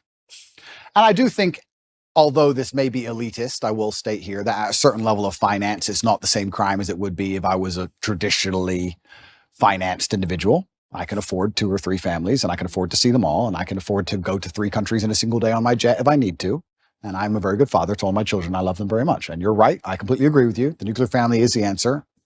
My solution is not the solution for everyone, but the nuclear family is the answer. I agree with you. But Islam is also an answer. Well, I don't know enough about the Islamic faith to be able to counter you on that point, but I do think that having all your children around the dinner table, brother, sister, rivalry, this is beautiful. The rib, it's beautiful. Of course. I want that for you. Of course. It's beautiful as well. Okay. But sorry, I have to, we talk about Darwinism. I'll ask you another question because I'm very interested. Do you think abortion is Darwinism? It's an argument that can be made, right? Killing off your own offspring, it means that you're not putting your offspring into But like these people with the sign, I killed 10 of my kids. Isn't that, I mean, it's evil, it's satanic, it shouldn't happen. I'm not saying that it's a good thing. I'm just asking, is there a Darwinistic element to all of this? That when I look at that the earth will be populated with conservatives because their ideas. I mean, my husband always says the left is a death cult. If you look at all of their ideas, they lead to death, right? You can't procreate. You're killing off your own offspring. Every single one of their ideas leads to death and destruction. It's unbelievable. So in the end, you'd have to have the perspective that conservatives win naturally because we're talking about if we own the culture. Yeah. But we don't. So what they're doing is they're using the culture to psy up enough young children who are not living a traditionalistic life, or like you're saying, or not having a strong family, nuclear family to keep them against the slave programming. And they're using them to create the new generation of death cultists to continue to keep humanity under attack. But I don't know. I really struggle. As a person, I try my very best to, my father had a saying, which I use, I allow manipulation to find out where my enemy wants me to go, and then I use my mind to break the trap and punish the perpetrator. And the reason he said that was because if you don't allow them to manipulate you, you don't know exactly where they want you to go. If they try to manipulate you and you absolutely not resist, you might end up taking another path towards the same destinations. You should allow them to manipulate you. Watch the slave programming, watch the propaganda, watch all of it. Find out what you want, then what they want you to believe, and then you can use your mind to instantly break the trap. I did it in COVID. And when I first watched COVID, when I watched the Italian hospitals and people falling over in China, at the very, very beginning of it, I sat there and thought, what do they want me to believe? They want me to be scared of this disease. They want me to be afraid. No, I'm not going to be afraid. So if I'm not afraid, what's the answer? Well, the answer is to go to which country? Sweden's open. Nobody talks about the fact that Sweden was open the whole time, never closed ever. I mean, interesting, we're in nightclubs the entire time people were locked in their houses. Nobody talks about this. It's like no one mentions it anymore. But you have to use your mind to break the trap. And I feel like I've tried to allow my mind to be psyoped into this transgender stuff or this abortion stuff. And even I can't even pretend to buy into it. I can't see how you can reach that level of delusion. And that's where I say, maybe it must be Darwinism, because maybe even with all of my mental capacity, I can't even pretend to be stupid enough to want to go and chop my genitalia off to then imitate a woman, poorly imitate a woman for the rest of my human years. That literally sounds like a form of torture. That sounds like one of the worst existences ever. I feel sorry for anyone who's fallen for that, because they're never going to be what they want to be, ever. It's just like the worst possible existence. I just can't think of anything possibly worse. And I don't know, maybe there's a Darwinistic element to all of these things. If we can just control the culture and make sure that no future children are psyoped into the death cult, maybe it should all fall apart, because people who truly are that susceptible. Me and my brother have a joke in the house. There's flies and mosquitoes in the house sometimes. Every time one of us kills a fly, we say, you've improved the gene pool, because the slow one got killed. The fast one, he doesn't get killed. So the fast one's going to be here forever. I'm going to think about that every time I kill a fly. Every time you kill a fly, you're helping them get quicker. If we didn't kill flies all these millions of years, they would never be so elusive. I don't know. Maybe there's a Darwinistic element. Maybe I'm just trying to feel better about this. Yeah, maybe they're so evil they've decided we're going to kill off all of the people that are stupid. I don't know. And then we'll be left with just strong, independent. But then they can't control the strong, independent people. So then you got a bit of a problem there. I've got another question for you. How polarized do you think the world is? Do you think there's two teams? Do you think the globalists control everything? Do you think there's 3 or 4 teams? What do you think about that? I think it's probably now divided into 2 teams. Yeah. Because now you have to find more in common. It's like, how crazy are you? We may have been divided into 4, 5, 6, but now it's like, do you believe that children should chop their off? Right. Or yes or no. Circle yes or no. Yeah. Right. Yeah. That's where we're at, because you have to be so far deluded to believe this. And if you're just in some realm of sanity, we probably have enough in common that we should fight together. Right. Just because like they're going after the kids now. It's like, and I think that is really where we got divided into 2 categories, where it's like you're either pro going after the children or you're against going after the children. And it's remarkable how many people are pro letting them go after the children. It's kind of scary, but that's where we're at. I think it's now pretty much 2 camps. It used to be more. I think so also. And then within you, obviously, there's little battles, and to me, they're meaningless. Yep. I think maybe I'm saying that because I'm a mom, and now so there's nothing more important to me than protecting children and worrying about what my children are going to face. I'm going to be the crazy mom when my kids are at school. I will be there every single day, looking over every assignment. Amazing. Leaning fully into the feminine role Amazing. of like, yeah. So I do think now it's come down to 2 camps. It's crazy and not crazy. I wonder what the future of the world is, Candace. I feel like I know everything and I talk like I know everything, but I'm actually starting to think things are getting... Your dad might have had an idea. Yeah, I wish he was still around, but things are starting to get very, very strange. And yeah, and I guess also when we're talking about my libertarianism versus conservatism, I would never allow my child to be aborted, ever. I do think it's heinous and disgusting, but I will be honest with you. When I see people trying that hard to kill their kids, I'm kind of like, I'm not gonna lie.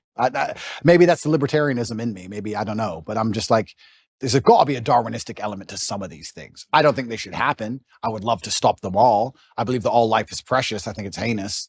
I don't think that anyone should chop off any of their body parts either. But it does get to a point where it's just like, if you're that desperate to damage your own life and damage yourself, am I the person who's going to fight for you? I don't know.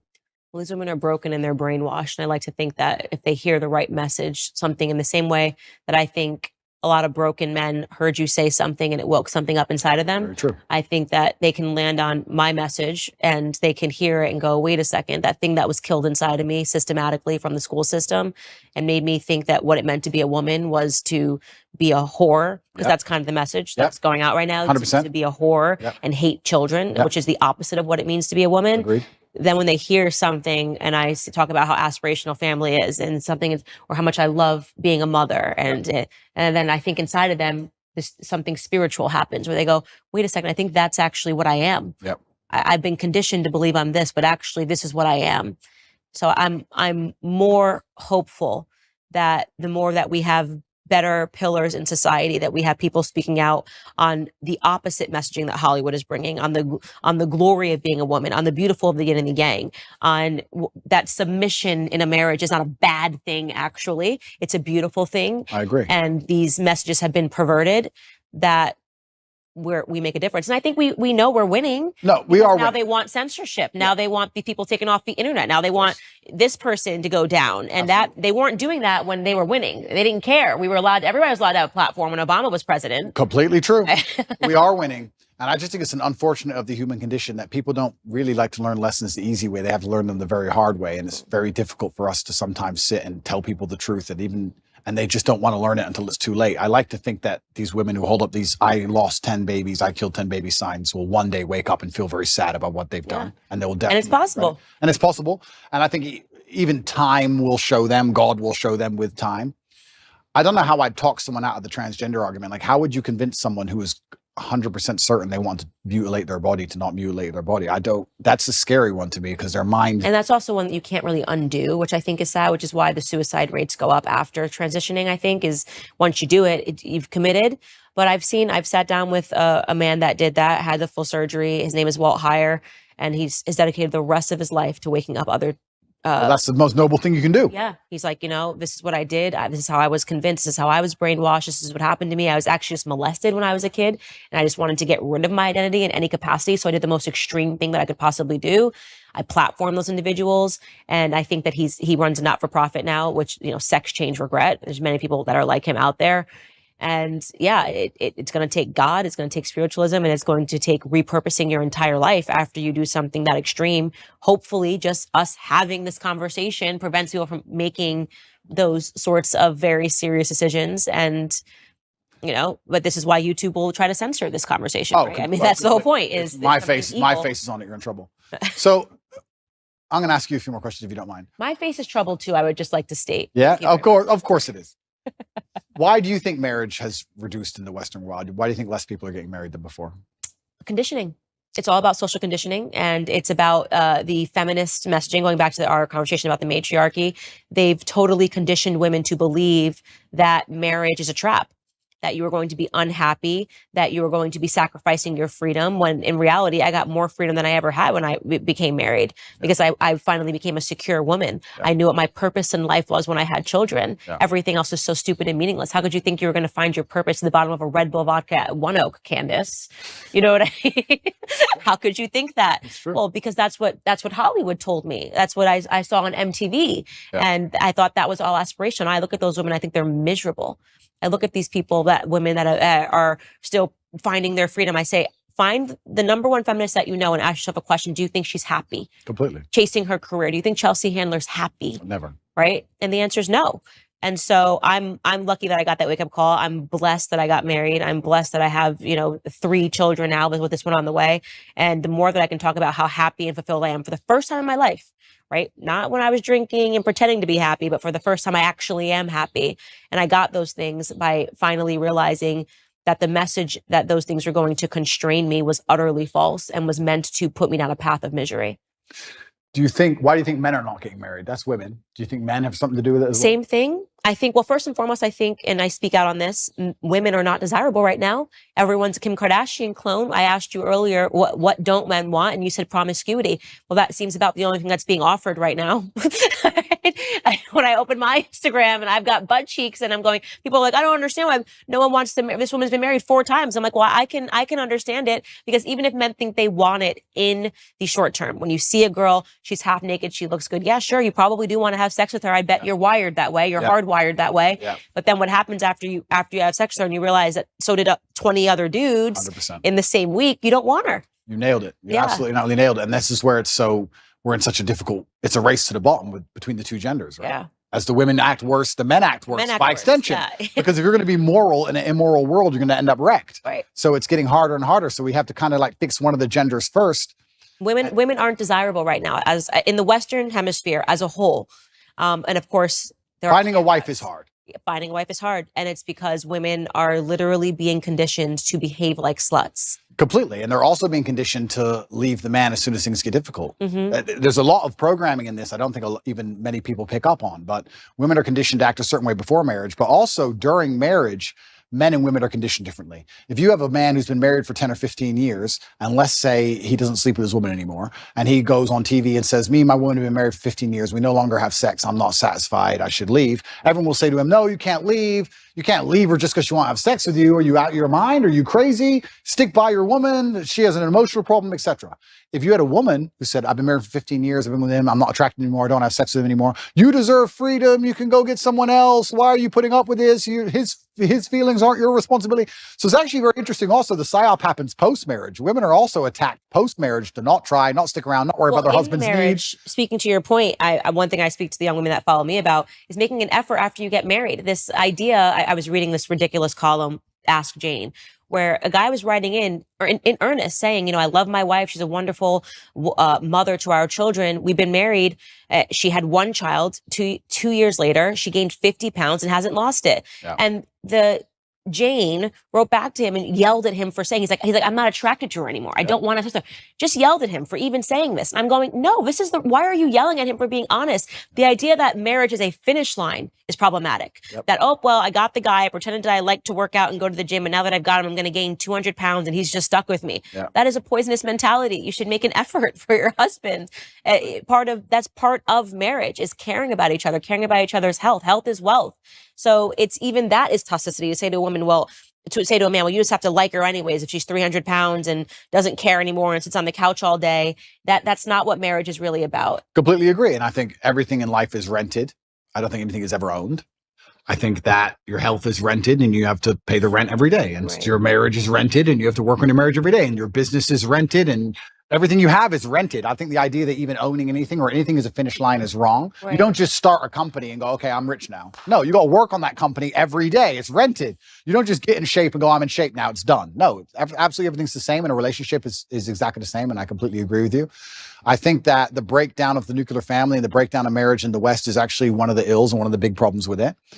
I am not married myself, so I'm not being completely, I don't want to come across as hypocritical, but I do think that is actually a fast way to a degree to solve a lot of problems in society. I do think, though, in the current setup of society, I think the reason a lot of men are also rejecting marriage is, 1, because there's not many wives to find, but 2, I think a lot of men find themselves very unhappy in marriage because the women have no interest at all in satisfying them, like you said, or no interest at all in their needs, and they end up scared of divorcing her because they're going to be bankrupt in a marriage where they don't feel respected. Kids don't listen to them, and they're not the king of their own household. So what would be the attraction in getting married unless you're going to be the king of your own household? And that can be extrapolated and discussed in 2 different ways. One about feminine submissiveness, but also about masculine accountability and excellence. Because I think if you're truly an excellent man, you can be the king of any household. So it's very interesting. It's kind of interesting how all arguments come back to almost the same base biological things. And you teach women to be good women, you teach men to be good men, and everything kind of works out after that. And if you break those 2 things, everything built on top of it completely degrades and breaks down. Because even all the other things we discussed how masculinity would have prevented a lot of the COVID crisis. We can talk about how genuine masculinity or a good nuclear family and anti-propagandist dinner table can prevent a lot of this transgender insanity. There's so many things can be fixed with a man being a man and a woman being a woman. It's like the ultimate pure. Is what I always say, and it's so natural defining the roles in the household. So like me, my husband had to sit down, and it just was. I had a natural proclivity to do certain things. Yeah. I always give the greatest example. When a baby is born, the men don't know what to do for the first. You just need your girls. You know, they just are. What do I do? And I remember like thinking about every diaper size, transitioning, what clothes he needed, what onesies, all of the stuff. George, not there. We're not there. I think Georgie must have been, that's my son's name, Georgie, must have been 2 months old. And I said something to, I don't even know what I said to George, but I had realized that George had already opened his college account, things that when I tell you my brain was I was just like, where are you? Yep. I'm sitting here thinking about the day to day. He's thinking about his future. 100%. I don't even know when I would have. I think still to this day, Georgie's now 2.5. I still would not have opened an account for him. It just is not where my brain was. 100%. And so I love telling that story because it just speaks to how different. I'm like, did you try to feed him? He's like, I don't know why he's crying. I'm like, have you tried giving him food? And then he's like, I've already sorted out his bank account.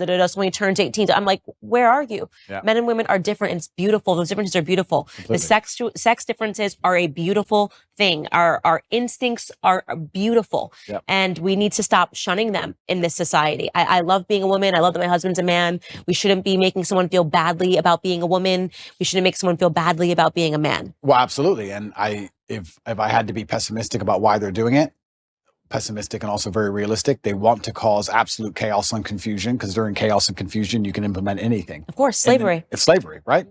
People will give up their freedom for only one thing. And that's safety. Mm-hmm. So they have to inject chaos and they have to inject confusion, and they want us confused at every level. At every base level, they want you confused. They want you confused about why your kid doesn't listen to you, why your marriage doesn't work, why you're broke, they want you confused from the ground all the way up. So you're just confused. So when they come along with some sort of solution, no matter what garbage it is, you end up just adopting it because you're sick and you need a medicine. So absolutely, they attack masculinity and femininity because it works so perfectly together. And if they can break that, they can break all of society by extension. And I think they've done a pretty good job of doing exactly that. And it's amazing if you look at these ideas we discuss and how ridiculous they are, and how I feel like it's a psyop to even convince me to waste my time convincing people that a man is not a woman. It's done on purpose because they have the world so confused now that they can come at us with absolute garbage, and it needs a discussion. If we had the basis of masculinity and femininity in the household, how much harder would the transgender argument be to implement? Think about it. Well, she's a woman, I'm a man. No. But now they got people thinking we're all the same. It doesn't matter. Gender is not real. All this craziness because of the breakdown of the basics. So this is why perhaps they see you as such a threat, and they see me as such a threat, and they see us as such a threat because we've just stuck to the age-old adages and the age-old ways that people have always been. And I do think that one of the reasons why they dislike me so much is because, I certainly live a teenage boy's dream. But if you want to inspire the next generation, how else are you going to do it, right? You have to have the fancy car and the big yacht and all these things. And by inspiring these men to stand up and think for themselves and resist the slave mind, it's doing genuine damage to their slave agenda. Genuine damage to their slave agenda. And I think that that's why I especially ended up targeted. I truly believe that's what's happening. I think there is an element of it that it's you've captivated young men, and that is a very important demographic in order to sustain an enslaved population. Is you need to poison men, and I think 100%. that is true. So, in closing, other than the fact that we've agreed that you're going to get married in the next 5 years, sure. I get 4 wives. No, not 4 wives, just one monogamous relationship. Okay. What does Andrew Tate's life look like in the next 5 years? You've built your audience. You did it with your own grit and determination. There are people following you. I hope that if there's anything I leave you with, it's that in those moments when you are sitting across with someone like Adam 22, you remember that there's the 12-year-old and the 13-year-old boy that is going to be watching you. And I think you did a good job, by the way. I think you said that you didn't like it, and that was important enough. But what does the next 5 years look like for you? Yeah, I want to do my absolute best. I had someone say to me the other day that I'm the richest man in the world, and not because of my finances, but because I actually have people whose lives I save and help. And I get a lot of people out there who genuinely feel a lot better because of me. And I try my very best to tell the truth and live true to my heart. And I live with my brother, and I've got a lovely family, and I feel like I've got everything almost ticked off. And my plans for the future are primarily to continue to tell the truth. I think that we're now winning. I think there's been a pendulum that swung, and people are tired of insanity and they're tired of being lied to. I like the idea of young boys who follow me just doing even one of the tenets I teach. If you want to just work hard in the gym and become a fantastic physical condition, or if you want to get financially secure, just one of the tenets I teach can genuinely improve people's lives. I like the idea of that. And I want to have 10 sons. And I need to make sure that all 10 are Andrew Tate 4, 5, 6. I'm the third. 7, 8, 9, all the way up. And I have to make sure that the next generation are being produced, and they have to be strong enough to deal with a Romanian jail cell and deal with a matrix attack. So it's going to be a very difficult upbringing. And I'm going to make sure that I'm very dedicated and focused on creating the next generation of super soldiers to resist enslavement. So my plans for the future are pretty simple. I'm going to continue to tell the truth. I'm going to live true to myself, true to God. I really appreciate the audience he's given me, and I know that I have a massive responsibility. It makes me a better person. I'm going to be the best person I know how to be, and I'm going to have 10 Andrew Tates. That's my goal. That's the plan. Well, you heard it here first, ladies and gentlemen. If you thought one Andrew Tate was bad, you've got 10 more coming at you in the near future. Andrew, thank you so much for taking all of this time. Such a good conversation. Thank you.